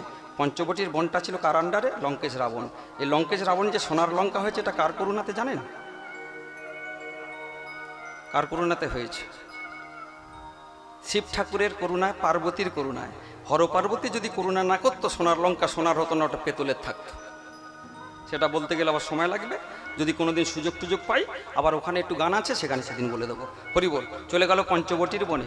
পঞ্চবটির বনে যেই গেছে, লঙ্কেশ রাবণ বলছে, বোনটি আমার। বলছে, দাদা, বোনটির নাম কি? লঙ্কেশ বোনের নাম হচ্ছে শূর্পণখা। শূর্পণখা মানে বড় বড় নখ যাদের থাকে। শূর্পণখার এমন কায়দা আছে, মন বলে, যোগ বলে, যদি মনে করে নখটা বেরিয়ে যাবে, নখটা এরম ধারালো বেরিয়ে গিয়ে একদম। সেই শূর্পণখা বিধবা। কেন বিধবা? স্বামী ছিল, স্বামীটার নাম কি? বিদ্যুৎ জীবা। এর আবার রাক্ষস দৈত্য তো সব। জীবটাকে এমন ব্যাঙের মতো উল্টে যার গায়ে ফেলবে, বিদ্যুৎ গতিতে জীবটা বের করে মানুষ মারতে পারতো বলে শূর্পণখা স্বামীর নাম ছিল বিদ্যুৎ জীবা। বিয়ে করেছে কেন? কথা নয়। এই ওমা, কথা নয়। বিয়ে করেছে কেন? ওই সোনার লঙ্কা। যেখানে টাকা সেখানে গন্ডগোল, যেখানে পয়সা সোনা সেখানে মারামারি কাটাকাটি, যেখানে ভিখিরির কাছে কেউ ফিরে দেখবে না, বাবুর দিকে ফিরে তাকাবে, কিচ্ছু পাওয়া যাবে না। তাহলে টাকা যেখানে, গন্ডগোল সেখানে। ওই সোনার লঙ্কাটা পাওয়ার জন্য শূর্পণখাকে বিয়ে করেছে। বিয়ে করে তলে তলে আছে, শূর্পণখাকে বধ করব, নিজের শালা ওই লঙ্কেশ রাবণকে বধ করব, এদেরকে সব মেরে আমরা সোনার লঙ্কা দখল করে এখানে। কানে গেল রাবণের। রাবণ শুনল, তবে রে বিদ্যুৎ জীবা, তুই আমার বোনকে বিয়ে করেছিস বলে তুই সর্বেসর্বা হয়েছিস। বোনকে আমি 100টা স্বামী দিয়ে জোগাড় করে বিয়ে দেবো, তবে তোর মতো লম্পটকে স্থান দেবো না। এই বলে বিদ্যুৎ জীবার সামনে একটা তলোয়ার বার করে এইভাবে চুলের মুঠি ধারণ করে সঙ্গে সঙ্গে একদম ঘেঁচাং। বিদ্যুৎ জীবা মারা গেল। বিবাহিত স্বামী যদি মারা যায়, স্ত্রীর কি হয়? শাঁকা সিঁদুর চলে গেল, বিধবা হলো। শূর্পণখা কাঁদছে, বোন কাঁদিস নি, তোকে আমি কথা দিচ্ছি। কি কথা জানিস? তুই যদি পছন্দ করবি যাকে, তার সাথে তোকে বিয়ে দেবো, তোর কোনো দুঃখ হবে না, আমি আছি। তোর দাদার নাম লঙ্কেশ রাবণ, এখনো মরে যায়নি। বোন, দাদা দেখে আয়। কাকে দেখতে যাচ্ছে? রাম, লক্ষ্মণ, সীতা। পঞ্চবটির বন, পাতার কুঁড়ে ঘর সুন্দরভাবে তৈরি করেছে। ভগবানকে 3 জায়গায় পাবেন। যে বাড়িতে তুলসী গাছ আছে, ভগবান সেখানে। যেখানে পদ্মের সরোবর, সেখানে ভগবান। আর যেখানে হরিনাম সংকীর্তন, সেখানে ভগবান। এই পঞ্চবটির বনেতে হরিবল। এখানে কি ছিল? সেই সোনার মূর্তি, সেটা বার করেছে, একটা পাত্রের উপর রেখে পরিষ্কার পরিচ্ছন্ন করে পদ্মফুল তোলে আর আমার বিষ্ণুকে নিবেদন করে। নিবেদনটা কেমন একটা ছোট্ট ভজন, হরিবল হরিবল। আর এদিকে শূর্পণখা খুঁজতে আসছে পঞ্চবটির বনে নাকি 2টো সাধু এবং একটা সাধু নিয়ে এসেছে, দেখি তাদের গতি প্রকৃতি কেমন। আর এদিকে সীতা আমার ভজন করছে, আর সামনে দালানেতে বসে লক্ষ্মণ ঠাকুর ওই তীরটাকে ধার দিচ্ছে। আর সেদিন সীতা, তার চোখে জল, হাতে আমার ছিল পদ্ম, ছিল আমার নৈবেদ্য, বুক ভরা জল। এইভাবে গাইছে কি? আমার পূজার থালায় আছে আমার প্রভু ব্যথার শত দল। এই পূজার থালায় আছে আমার ব্যথার শত দল। এই পূজার থালায় আছে আমার ব্যথা শত দল। এই পূজার থালায় আছে আমার প্রভু ব্যথার শত দল। হে দেবতা, তুমি রাখো সেতা। ও গো হে দেবতা, তুমি রাখো সেতা। হে দেবতা, রাখো সেতা। ও ও গো হে দেবতা রাখো সেথা তোমার চরণ তল ব্যথার শত দল। এই পূজার থালা আছে আমার প্রভু ব্যথার শত দল। এই পূজার থালা আছে আমার ব্যথার শত দল। প্রভু বনের মধ্যে তোমাকে কিছু দিতে পারবো না, এই হাতে শতদল মানে পদ্ম এনেছি প্রভু, তুমি আজ গ্রহণ করো। নিবেদনে কুসুম সহ তুমি লহ হে না,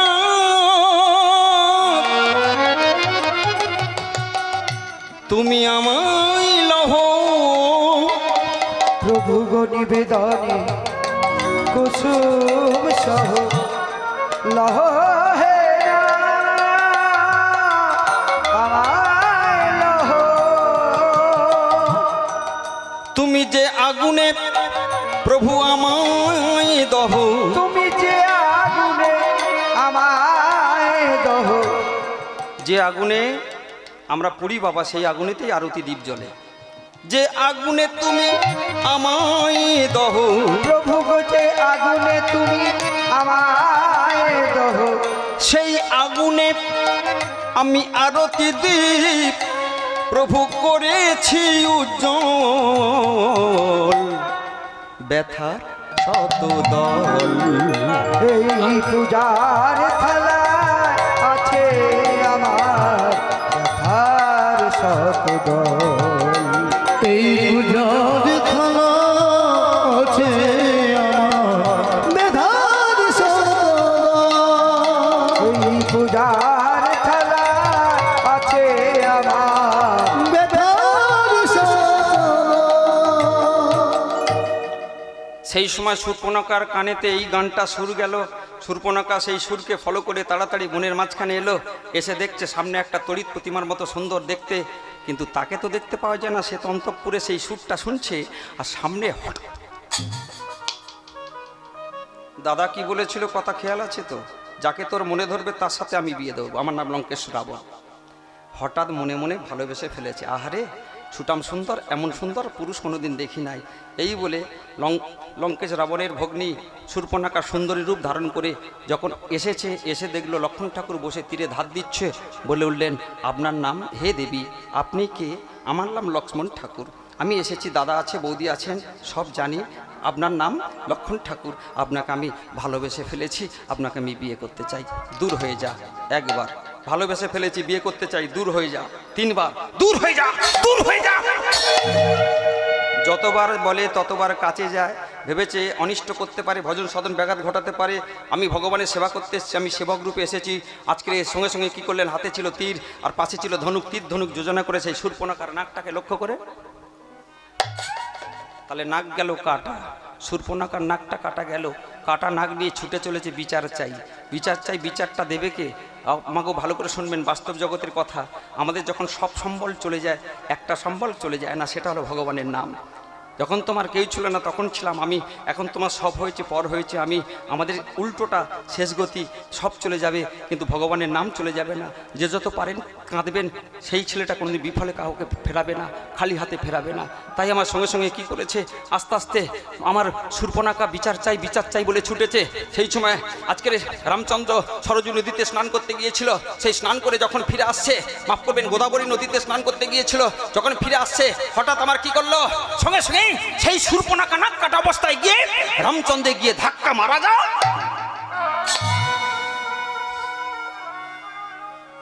নাক কাটা অবস্থায় রামচন্দ্রের চরণে পড়েছে। এক ফোঁটা রক্ত যখন পড়েছে প্রভু রামচন্দ্র, মর্যাদা পুরুষোত্তম রামচন্দ্রের চরণে, আস্তে আস্তে ভগবান তুললেন। দেবী তুমি কে? আপনি রামচন্দ্র? হ্যাঁ, আপনাকে, আপনার ভাইয়ের কাছে আমি গিয়েছিলাম, এই দশা করেছে, এই নাক কাটা অবস্থায় আপনাকে আমার দেখে ভালো লেগেছে, আপনাকে আমি বিয়ে করতে চাই। শোনো, সেখানেও বিয়ের প্রস্তাব। শোনো, আমি ভগবান রাম, ফেরাবো না তোমাকে, এই যুগে হবে না, এই অবস্থায় হবে না। আগত দাপর যুগে আমি কৃষ্ণ রূপে যাব, বৃন্দাবনে গিয়ে একটা রাতের জন্য তুমি আমার কাছে আসবে, তোমার পিঠে একটা কুঁজ থাকবে, তোমার নাম হবে কুবজা। সেই কুবজা আমি তোমাকে স্পর্শ করব, তোমার কুঁজটা ভালো হয়ে যাবে, ভালো হয়ে যাবার পরে তোমার কিন্তু একটা রাতের জন্য তুমি আমাকে পাবে, 2টি রাত নয় নয় নয়। তারপরে তুমি চলে যাবে পুরী ধামে, তোমার নাম হবে কাশী মিশ্র, যেটা আমরা গম্ভীরা বলে জানি, যেখানে ভগবানের কাঁটা খড়ম এখনো আছে। পুরীতে গেলে আমরা ঘুরতে যাই বিকেলবেলা, সেই কাশী মিশ্রের নাম। 18 বছর তোমার কাছে আমি লীলা করব, তোমার কাছে আমি থাকবো, তোমার ঘরে থাকবো। আমি তোমায় কথা দিলাম, তোমায় কথা দিলাম, আমি তোমায় কথা দিলাম, তোমায় কথা দিলাম, আমি তোমায় ওহে শূর্পণখা কথা দিই। আমি তোমার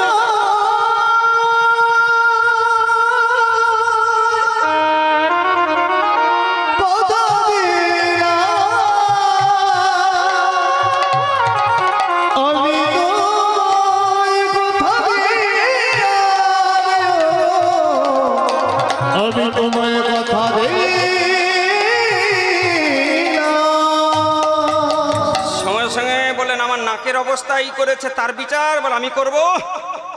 লক্ষণ ঠাকুরের কাছে রামচন্দ্র যাচ্ছে, এই বেটা এই লক্ষণ, এই আসতে, এর এই দশা তুই করেছিস? হ্যাঁ দাদা। কেন করেছিস?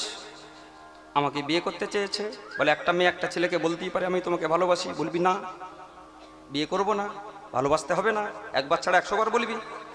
ভালোবাসা পবিত্র শব্দ, মিথ্যা কবু নয়, কিন্তু ভালোবাসার নামে মুখে অ্যাসিড মারা, তার মৃত্যু কামনা করা, তাকে প্রহসন করা, তাকে টর্চার করা, তার ধ্বংস করা, তার অত্যাচার করা, সেটাই হলো ঝুলে যেতে হবে। রামচন্দ্র তিনি পূর্ণ ব্রহ্ম, তিনি বললেন আমাদের দেখে সব শিখিবে। তাই লক্ষণ ঠাকুরকে নিয়ে গিয়ে বলল, মাফ করবেন, শূর্পণখাকে গিয়ে রামচন্দ্র নিয়ে গিয়ে বলল, লক্ষণ তুই কাছে যে অন্যায় করেছিস, সেই অন্যায়ের প্রায়শ্চিত্ত তোকে করতে হবে। আমি তোকে অভিশাপ দিচ্ছি, এ যুগে তুই লক্ষণ আছিস, পরবর্তীতে তুই দাদা বলরাম হবি, বলরাম থেকে পরবর্তী জন্মে তুই আমার দাদা নিতাই চাঁদ হবি।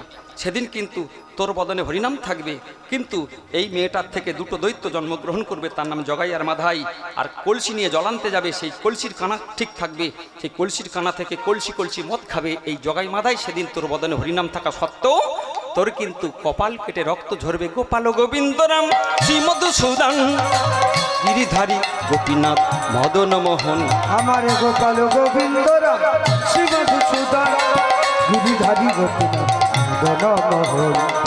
হরি বল হরি বল হরি বল ভাই, হরি নাম ছাড়া জীবের আর গতি নাই। একবার হরি বলো হরি বলো হরি বলো ভাই, হরি নাম ছাড়া জীবের আর গতি নাই। হরি হরয়ে নম কৃষ্ণ নিতাই গৌর হরি হরি হরি হরি বল। হরি হর কৃষ্ণ যাদবায় নমঃ। হরি হরি নম কৃষ্ণ যাদবায় নমঃ। তাহলে আজকের আসুন, কার্তিক মাসে একদিন কৃষ্ণকে প্রশ্ন করছে সত্যভামা, কৃষ্ণের কটা স্ত্রী? 16,108 জন। হ্যাঁ গো, 16,000 কেউ একসাথে বিয়ে করতে পারে? কৃষ্ণ দ্বারকাতে একসাথে বসিয়ে 16,100 জনকে বিবাহ করেছিল, আর 8 জনকে আলাদা আলাদা বিবাহ করেছিল। তার মধ্যে 16,108 জনের মধ্যে আজকে যে বিবাহটা শুনবো, জাম্বুবতীর বিবাহ এবং সত্যভামার বিবাহ। সত্যভামার বাপের নাম কি? খুব ভালো করে শুনতে হবে, সত্রাজিৎ রাজা, নূতন লীলা। আর জাম্বুবতী বাবার নাম কি? জাম্বুবান। এই জাম্বুবান কার ছেলে? ব্রহ্মার ছেলে। তাহলে ব্রহ্মার ছেলে জাম্বুবান, তার ক্ষমতা কত? বিশাল ক্ষমতা। টিভিতে দেখেছো না, এই যে লোম দিয়ে ঢাকা কালো মতো, জাম্বুবান 5 জনের সহযোগিতায় লঙ্কেশ রাবণ সীতাকে উদ্ধার করেছিল। এইভাবে আস্তে আস্তে বিবাহ করেছিল দুজনকে। কি কি? সেই দুজনকে বিবাহ করা 2টো লীলা শুনবো।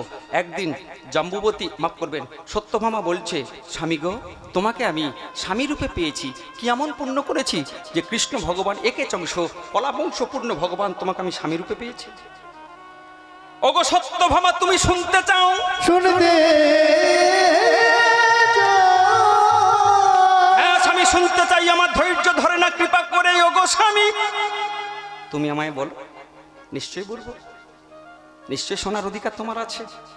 আমি কৃষ্ণ, আমাকে বিয়ে করেছো, কত বড় তুমি পুণ্যবতী ভাগ্যবতী, সেটা শোনার দরকার তোমার আছে। শোনো, পুরাকালে পিছনে তুমি ছিলে হরিদ্বারের একটি কন্যা। হরিদ্বারের কন্যা, হরিদ্বারের বাড়ি। হরিদ্বারে কে কে গেছেন পরিষ্কার করে সেই ছবিটা মনে মনে ফুটিয়ে তুলুন। হরিদ্বারের সেই ছবিটা, হরিদ্বারে বাড়ি, একটা কন্যা, তার বাবার নাম ছিল দেব শর্মা। নামগুলো লিখবেন, কোনো গাঁজাখুরি গল্প নয়, একদম সত্য ঘটনা, গ্রন্থ খুলে আপনাদের দেখিয়ে দেব। তাহলে কি হলো, আজকের সত্যভামা কি করে কৃষ্ণকে পেয়েছে, আজকে সেই সংক্রান্ত এটাই হলো লীলা। তা সেই হরিদ্বারে পুরাকালে তার পিতার নাম ছিল দেব শর্মা, তার একটিমাত্র কন্যা সন্তান, কন্যা সন্তানের নাম ছিল গুণবতী। কি বতী? গুণবতী। গুণ যার থাকে তার নাম গুণবতী, রূপ যার থাকে তার নাম রূপবতী, ধন যার থাকে তার নাম ধনবতী। বা ধনপতি আমাদের গ্রামে আছে, সত্যি ধন দিয়েছে। হরিবল দিক, হরিবল। তাহলে কি হলো, এইভাবে গুণ যার আছে গুণবতী, প্রতিদিন আজকের গান গাইতো কি, রাধা কৃষ্ণ প্রাণম যুগল কিশোর, ওগো রাধা কৃষ্ণ প্রাণ যুগল কিশোর, রাধা কৃষ্ণ প্রাণম যুগল কিশোর। আরে রাধা কৃষ্ণ উলুধ্বনি হরিবল হরিবল হরিবল। ওগো রাধা কৃষ্ণ প্রাণ যুগল কিশোর, জীবনে মরণে তুমি, জীবনে জীবনে জীবনে, এই জীবনে মনুষ্য জীবনে মরণে দিনে দুপুরে তোমার চরণে যেন থাকে ভক্তিমতি। ও হে ভগবান, তোমার চরণে নিলাম শরণ, তুমি ছাড়া আর এই আমার জীবনে কেহ হলো কেহ রইল না। জীবনে জীবনে রণে তুমি, জীবনে রণে তুমি, আর নাহি মো যুগল কিশোর। ওগো রাধা কৃষ্ণ প্রাণ যুগল কিশোর, রাধা কৃষ্ণ যুগল। আস্তে আস্তে আস্তে আস্তে আস্তে গুণবতী ছোটবেলা থেকে, মা কি বলবো, ওই নিরাকার ভজন করতো। কখনো বলতো, বাবা একটা ঠাকুর এনে দাও, একটা এনে দাও, একটা শালগ্রাম শিলা এনে দাও, নারায়ণ এনে দাও। গুণবতী সময় হলো সব পাবি, আগে বেদ বাক্যটা শেখ, আগে গুরুগৃহে যা, আগে ভালো করে পড়াশোনাটা কর। ভেতর থেকে যার ভেতর থেকে ফুটে ওঠে মা, তাকে ধরে রাখা যায় না, ধরে রাখতে পারবেন না। এক কথায় যার হবে নয় হবে, যার হবে না হরিনামকে গুঁড়ো করে গিলিয়ে দেন, হবে না। তাহলে সেই ছোটবেলা থেকে ওপারের কিছু দান এনেছে। আস্তে ছোটবেলা থেকে সংসারে গুণবতী, তার প্রেরণায় সংসার চলে হু হু করে, কোনো অভাব নাই, কোনো অনটন নাই, কোনো দুঃখ নাই, কোনো চিন্তা নাই।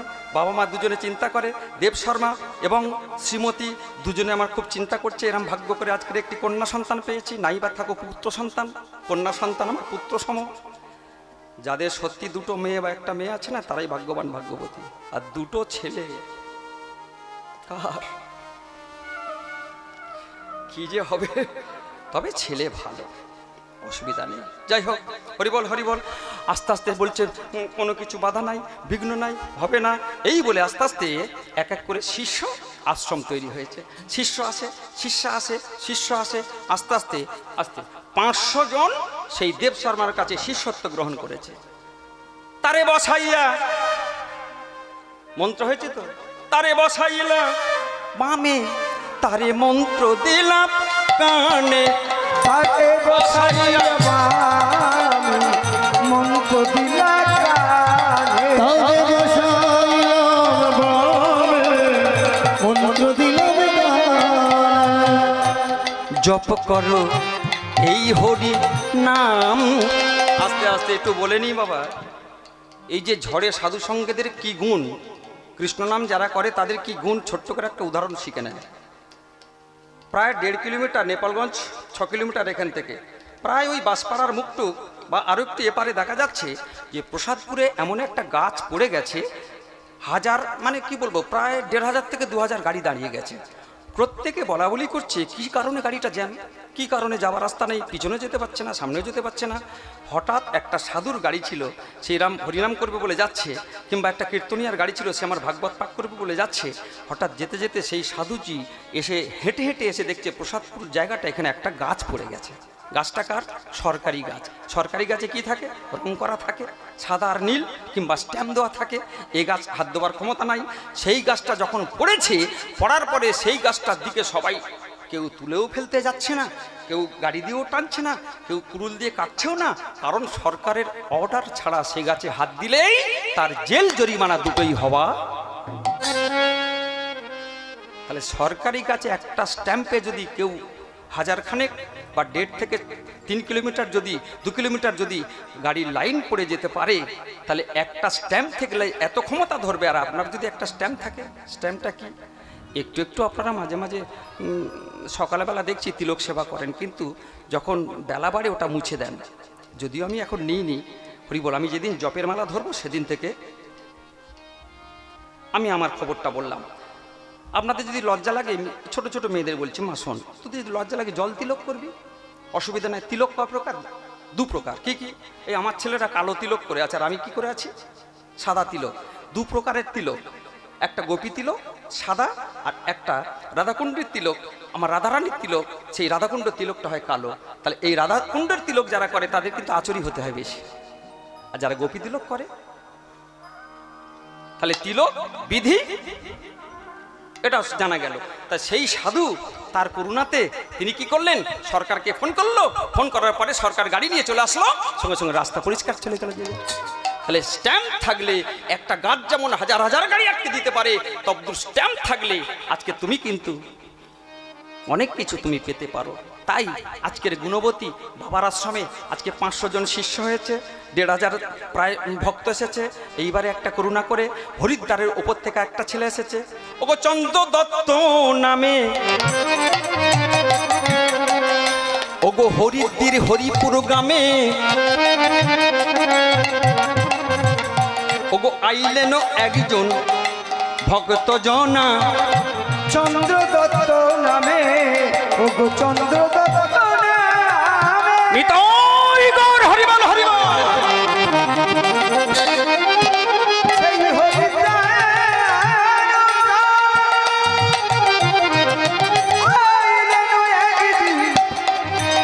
একদিন দেবে সরবার বলে, ওগো চন্দ্র দত্ত নামে, হরিদ্বার গ্রামে, ওগো চন্দ্র দত্ত নামে, ওগো হরিদ্বার গ্রামে, চন্দ্র দত্ত নামে, ওগো হরিদ্বার গ্রামে, আইলেন সেই হরিদ্বার গ্রামে, আরে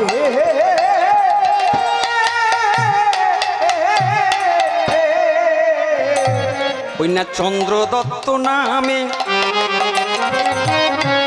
হরিদ্বারে হরিপুর গ্রামে গ্রামে আইলেন কৃষ্ণ ভক্ত একজনা, চন্দ্র দত্ত নামে, ওগো সেই হরিপুর গ্রামে আইলেন একজন কৃষ্ণ ভক্ত জন, ওগো দিনয়তি দিন আজ চরণ সরে করণি তদি উলুধ্বনি উলুধ্বনি হরিবল হরিবল হরিবল হরিবল হরিবল।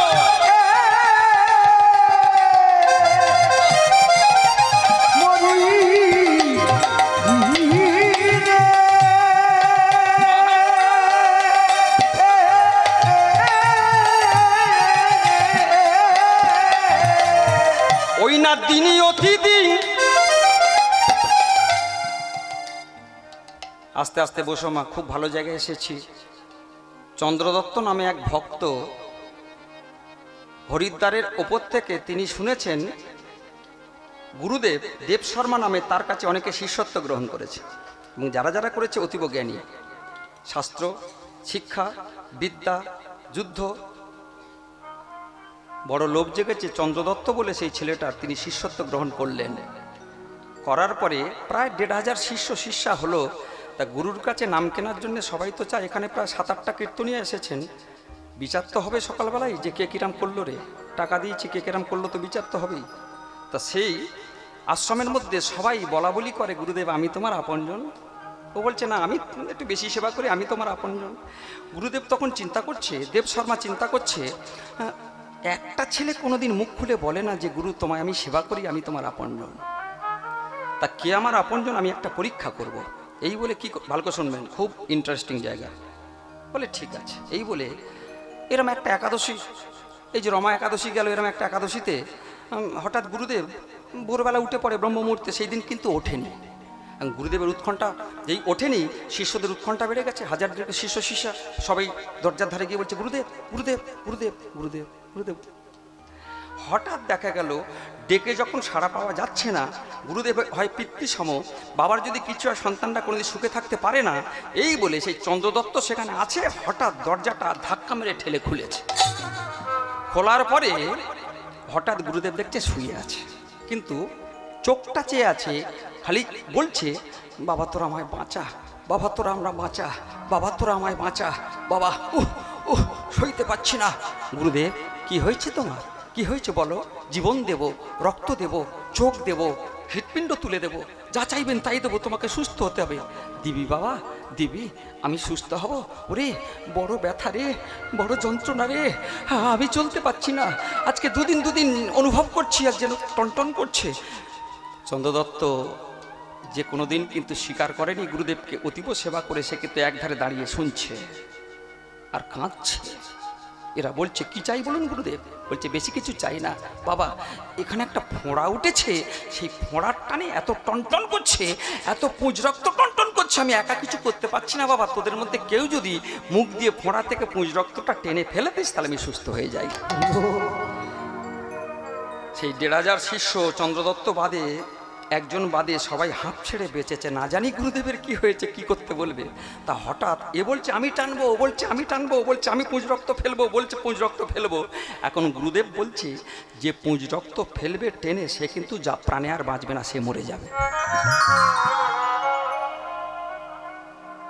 1,500 মধ্যে সব ফাঁকা হয়ে গেছে, একজন দাঁড়িয়ে আছে। কেন? বলে চাচা আপন প্রাণ বাঁচা, আমি যদি মরে গেলাম গুরু সেবা করে কি হবে? তাহলে ওই পুঁজ রক্ত যদি টানি আমি তো আর বাঁচবো না, তাহলে আমি মরে যাবো, তাহলে হচ্ছে কেটে পড়ি। সব ফাঁকা হয়ে গেল। গুরুদেব তখন, চন্দ্রদত্ত দাঁড়িয়ে আছে। কিরে তুই যাবি না দৌড়ে পালিয়ে? বলে না গুরুদেব, তোমার পুঁজ রক্ত টানবো। বলে তুই তো মরে যাবি। বলে ওটা শুনেছি। দেখুন বিশ্বাস কাকে বলে। বিশ্বাস করতে হবে যে ভগবান বলে কিছু একটা আছে, বিশ্বাস করতে হবে চন্দ্র সূর্যের তাপ এখনো আছে, বিশ্বাস করতে হবে জোয়ার ভাটা এখনো খেলে, বিশ্বাস করতে হবে যেটা বসে আছেন আপনি শূন্যে আছেন, বিশ্বাস করতে হবে সূর্যের আকর্ষণে গ্রহ নক্ষত্র ঘুরছে। আপনি যদি পৃথিবীর স্ট্রাকচারটা দেখেন না, আপনি শিউরে উঠবেন যে কে এত বড় পৃথিবীর টনটন ওজন যার ভাসিয়ে রেখেছে শূন্যে।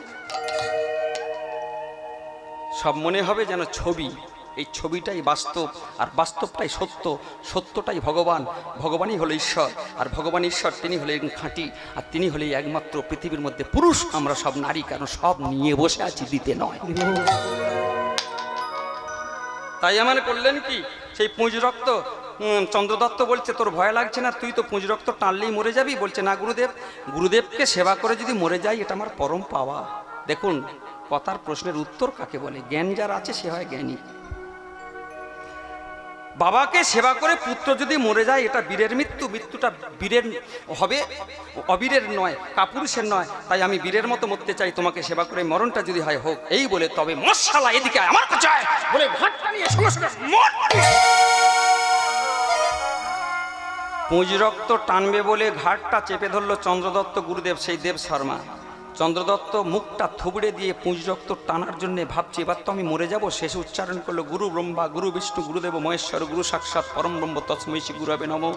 এ কথা বলে যখন পুঁজ রক্ত টেনেছে চোখটা বুঝিয়ে, এইবার বলছে গুরুদেব অনেকটা টেনেছি। বলে ঢোক গেলে, বলে ঢোক গিললে তো মরবো, তবে তোমার নাম করতে করতে মরি। এইভাবে যেই ঢোক গিলেছে দেখা যাচ্ছে সঙ্গে সঙ্গে সেই পুঁজ রক্ত না, সেটা হচ্ছে আমের রস। তখন বলছে গুরুদেব পুঁজ রক্ত সাদ্র নয়, এ তো আমের রস, মাজা ম্যাঙ্গোর মতো আম খাচ্ছি। বলে বেটা আমের জায়গায় আমরস পাবি নিতে, ফোঁড়ার রস পাবি। বলে তাহলে তোমার এখানে কি হয়েছে? বলে ফোঁড়া ওঠেনি, দেখবি। ব্যান্ডেজটা কাটার পরে দেখা গেল এত বড় একটা আম ধপাস করে। হরিবাসরে এসেছি, শিখেছি কজন? ওই চন্দ্র দত্তর মতো 2-3 জন। তাই মাগো বলি ওগো সময়ও থাকিতে আপনার পথে ওগো আপনি চলো রে। আগে সময় থাকিতে ওগো সময় থাকিতে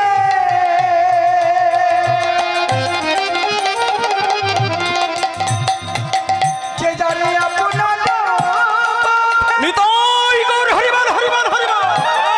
সবাই আপনি চলো রে ভাই।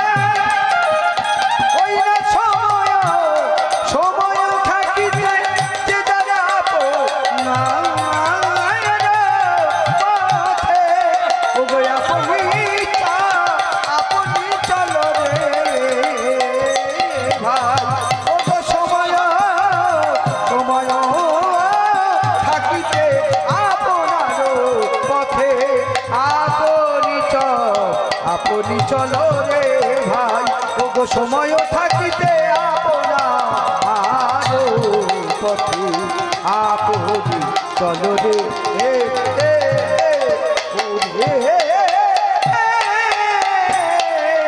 ও সময়ও থাকিতে যে যারে আপনারও।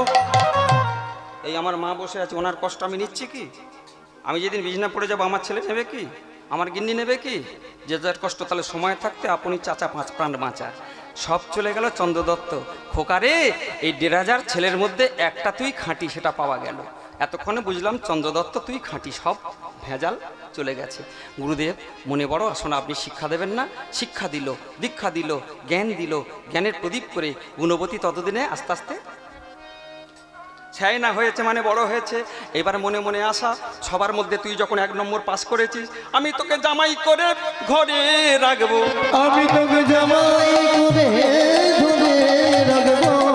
ওরে চন্দ্র দত্ত তোকে আমার মনের এই বাসনা, তোকে জামাই করে ওগো চন্দ্রদত্ত তোকে আমি জামাই করে আমি তোকে ঘরে রাখবো। আমি তোমার কাছে এই ওই না জামাই করে ঘরে আমি তোমার কাছে আজ গুণবতীর সাথে বিয়ে দেবো। আমার মনে এই বাসনা বলে পেয়েছি পেয়েছি খাঁটি রতন। বলে আমার মনে এই বাসনা আমি তোমার কাছে আর কিছু চাই না। আমি জামাই করে তোমায় ঘরে রাখবো। ওই গুণবতী আমি রাখবো কাছে। আমার মনে এই বাসনা ওই না যাই রে ভাবে নিতাই গৌর হরি হরি হরি বল। এই বাসনা ওই না যাই রে ভাবে রে বানাই যাই রে। আমার মনে এই বাসনা আমি জামাই করে তোমায় ঘরে রাখবো। কানে কানে বলে গেল গোপন জিনিস রাখবো না 10 মিনিট, কেন ওটা আধ ঘন্টা দিলে আমার ভালো হতো। যাই হোক 10 মিনিট বাবুরা সময় দিয়েছে, একটু এগিয়ে যাই। তাহলে কি করলো? শোনো শোনো বাবু, তোমার কাছে শিক্ষা নিয়েছি, তোমার কাছে দীক্ষা নিয়েছি, তোমার কাছে জ্ঞান পেয়েছি, কিন্তু আমি ঘর জামাই থাকতে পারবো না। তোমার গুণবতীকে বিয়ে করতে পারি, কিন্তু বলে আমায় ছেড়ে আমায় ঘরে যেতে। ঠিক আছে ঠিক আছে, বিয়েটা তো করবে। বিয়ে হলো গুণবতীর সাথে চন্দ্রদত্ত। আমার সেই দেব শর্মা মানে ওপর থেকে যেন একটা বোঝা না বলো যার উপরে আছে। এখন যদিও মেয়ে মানে আমার যাই হোক, সেই গুণবতীর সাথে ধুমধাম করে বিয়ে হয়ে চলে গেল। এদের এই হিমালয়ের একদম উচ্চ শিখরে বাড়ি। সেখানে গিয়ে মনে মনে ধর্ম অর্থ কাম মোক্ষ চতুর্বর্গের ফলের জন্যে একটা যজ্ঞ করবে। সেই যজ্ঞের মধ্যে কি কি লাগে মা? আস্তে, প্রথম কি লাগে যজ্ঞ করতে গেলে? মা বল। বেলকাঠ। বেলকাঠের ভালো নাম লিখে নে, সমিধা। দন্তেশ্ব ময়সী ধয়াকা, সমিধা। সাকুল্য। সাকুল্য পঞ্চশস্য, পঞ্চশস্যকে সাকুল্য বলে। সাকুল্য, সমিদার ঘি, ঘৃত, তবে ভেজাল ঘি নয়, ভালো ঘি। এই ঘি 3টে জিনিস ছাড়া আজকের যজ্ঞ হয় না। সেই যজ্ঞ করবে মনে মনে ঠিক করলো। বিয়ের পরে গুণবতী চলে গেল। ছোটবেলা থেকে গুণবতী আমার ভগবানের নামে, ভগবানের চরণে আমার সঁপে দিয়েছে মন প্রাণ। আর এদিকে যজ্ঞ হবে শুনে গুণবতী একদম আনন্দে আত্মহারা। এইভাবে যজ্ঞ করবে। যজ্ঞের কাঠ আনতে গেল কোথায়? হিমালয়ের একটা জঙ্গলে। জঙ্গলে গিয়ে যেই কাঠটা আনতে গেছে, যেই কাঠটা আমার দিকে তাকান, যেই কাঠটা আনতে গেছে সেখানে একটা ভয়ঙ্কর রাক্ষস ছিল। রাক্ষস সঙ্গে সঙ্গে সেই গুণবতীর স্বামী চন্দ্রদত্ত এবং তার পিতা শ্বশুরকে সঙ্গে সঙ্গে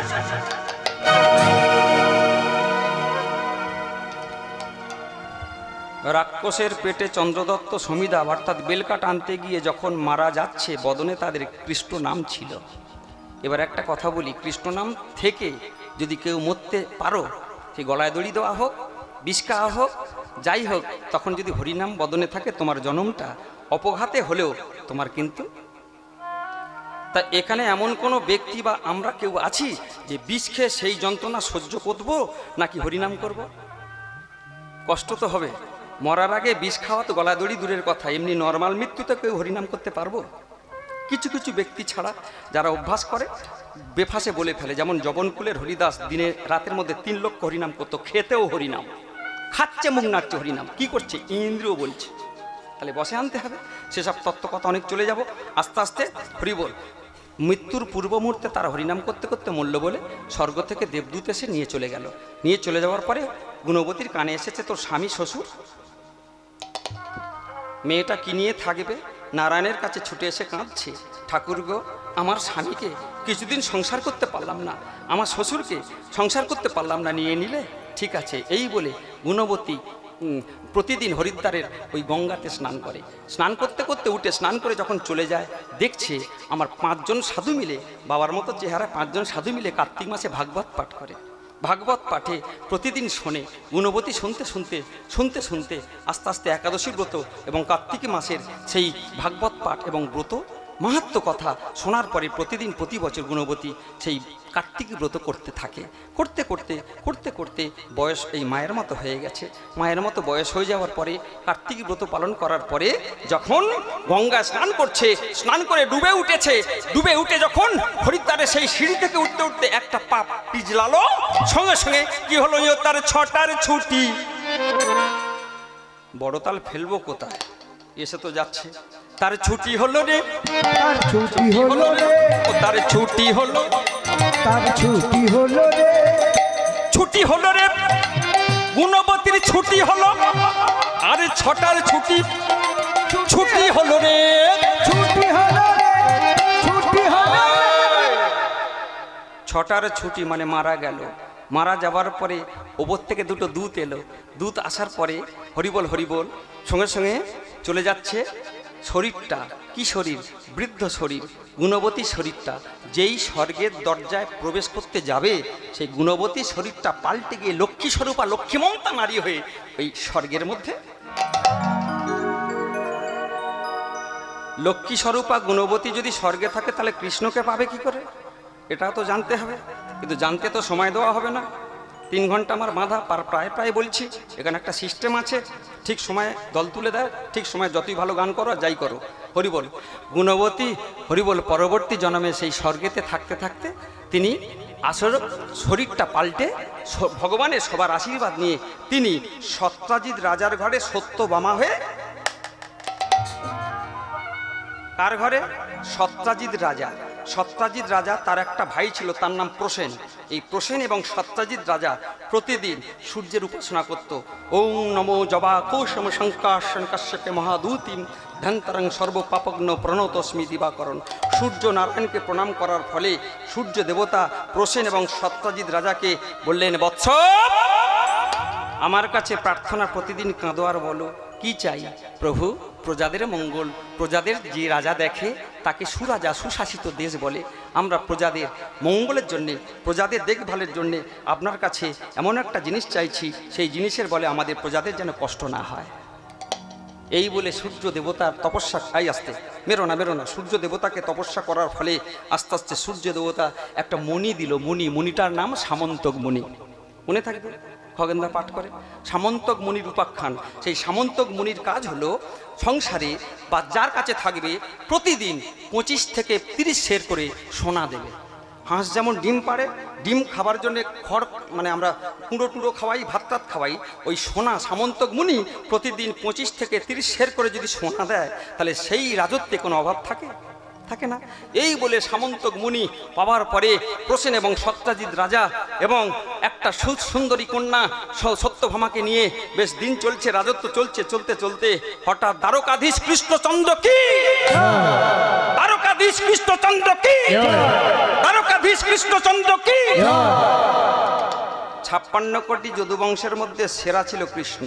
রূপে, গুণে, সুন্দর, ব্যবহারে, কথায়, নামে, চালে, চলনে তার দ্বিতীয় কেউ মানে অদ্বিতীয়। সেই কৃষ্ণের জয়ধ্বনি দিচ্ছে। দেশ দেশ থেকে সমস্ত রাজন্যগণ এসে দ্বারকায় রাজা দেখতে আসছে। দ্বারকার নতুন রাজা কৃষ্ণ, হরিবল। দ্বারকা রাজা কৃষ্ণ সিংহাসনে বসে, আর এদিকে সামন্তক মুনির মালিক প্রসেন এবং সত্যজিৎ রাজা। সেদিন প্রসেন মানে ভাই আসেনি, সত্যজিৎ রাজা ওই মণিটা একটা চেন বানিয়ে, মায়েরা যেমন চেন বানান, সোনার চেন, তার মধ্যে কি আছে, কি আছে গো? আরে লকেটের মধ্যে কি আছে? হিন্দুর মেয়ে হয়ে মাঝে মাঝে দেখি এইরকম ক্রস চিহ্ন। ক্রস চিহ্ন আপনি পড়ুন, আমার অসুবিধা নাই, কথাটা কানে নেবেন, ভালো করে লজ্জা পাবেন না। আমার মনে হয় যাদের হিন্দুর ছেলে হিন্দুর মেয়ে হয়ে সোনার অলঙ্কার অহংকারের প্রতীক রেখে যারা কৃষ্ণের ছবি না টাঙিয়ে হিন্দু সনাতন ধর্মী হয়ে যারা ক্রস চিহ্ন লাগায়, তার মনে জন্মের ঠিক নেই। কথাটা বড় হয়ে গেল, বলবো তোমার বাপের নাম কি? আমার দিয়ে বোঝাচ্ছি। ঈশ্বর মনমোহননাথ দাস, তার বাবার নাম কি? কালীপদ দাস, তার বাবার নাম কি? অমুকচন্দ্র দাস, তার বাবার নাম কি? তাহলে আমাদের একটা ঠিকানা আছে। ঠিকানা যদি না থাকতো তো আমি জন্মাতো। তাহলে আজকের তুমি এই যে ক্রস চিহ্ন লাগাচ্ছ, তাদের ঘরে গিয়ে জিজ্ঞাসা করো তাদের গোত্র কি। আমাদের যেমন একটা গোত্র আছে, মধুগুল্য গোত্র, কাশ্যপ গোত্র, ভরদ্বাজ গোত্র এবং আরো কি গো, মধুগুল্য, কাশ্যপ, এই সমস্ত গোত্র আছে। তাহলে শাণ্ডিল্য। তাহলে এইবারে যে ক্রস চিহ্ন লাগিয়েছ তাদের কাছে জিজ্ঞাসা করো, যারা খ্রিস্টান সম্প্রদায়ের ব্যক্তিত্ব আছে, তোমাদের গোত্রটা কি? বলে তোমার দেখা নাই, তোমার দেখা নাই। আরে গোত্র নেই তার মানে তোমার ঠিকানা নেই। যাদের ঠিকানা নেই তারা হয় বেজন্মা, আর বেজন্মা যারা হয় তাদেরকে ওইভাবে হিন্দু ছেলে মেয়ে হয়ে তারা কিন্তু ক্রস চিহ্ন ঘুরে। কথাটা কি খুব চাঁড়ি কথা বলে ফেলেছি? না, বিচার করে দেখবেন। আজকের হিন্দু সনাতনী হয়ে আপনি কৃষ্ণের ছবি লাগান, সেই সামন্তক মণিটাকে লাগিয়ে এইভাবে গলায় নিয়ে আস্তে আস্তে চকচক চকচক করছে। সত্যজিৎ রাজা দ্বারকাধীশ কৃষ্ণের চরণে এসে কৃষ্ণকে প্রণাম করলেন। যেই প্রণাম করেছে সামন্তক মণি চকচক চকচক করে কি কেমন হচ্ছে, ও দোলায় দোদুল দুলিছে, দোলায় দোদুল দুলিছে, গলায় দোদুল দুল, গলায় দোদুল দুলিছে। সেই সামন্তক মুনি চকচক করে দোদুল দুলিছে, দোদুল দুলি। সামন্তক মণি গলায় আমার দোদুল দুলিছে, দোদুল দুলিছে। সেই মণি দোদুল দুলিছে, দোদুল দুলিছে। আরে দ্বারকার কৃষ্ণ ভগবান প্রণাম করিছে, রাজা রাজা রাজা দোদুল দুলি।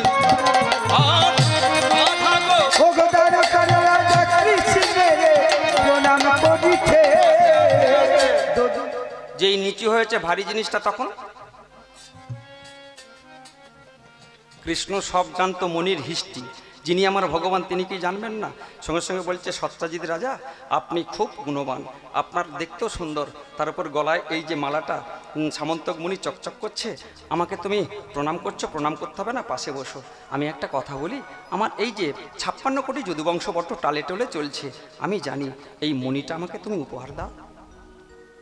বিয়েটা করতে হবে দেখুন এই মণিটা। শোনো শোনো কৃষ্ণ, তুমি এমন একটা জিনিস চাইলে যেটা আমার একার সম্পত্তি নয়, এটা আমার ভাইয়েরও পাওনা। আমার ভাই প্রসেন যদি আসতো তাহলে বিবেচনা করে এখানে দেখতাম মণিটা তোমাকে দেওয়া যায় কি না, কারণ তোমার গুণ আছে, তোমার রূপ আছে, তোমাকে সবার প্রণাম করে, তুমি দ্বারকার রাজা হয়েছো, 56 কোটি যদুবংশে তুমি এখন হরিবল হরিবল দায়ভার নিয়েছো। আমার খুব ইচ্ছা ছিল মণিটা দেবার, কিন্তু আমি দিতে পারবো না। এই মণি তুমি আমায় চেও না, এই মণি তোমায় দিতে পারবো না। এই মণি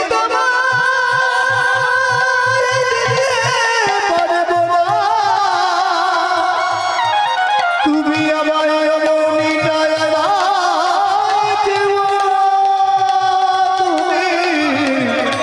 আমি আমায় এমন তোমায় দিতেই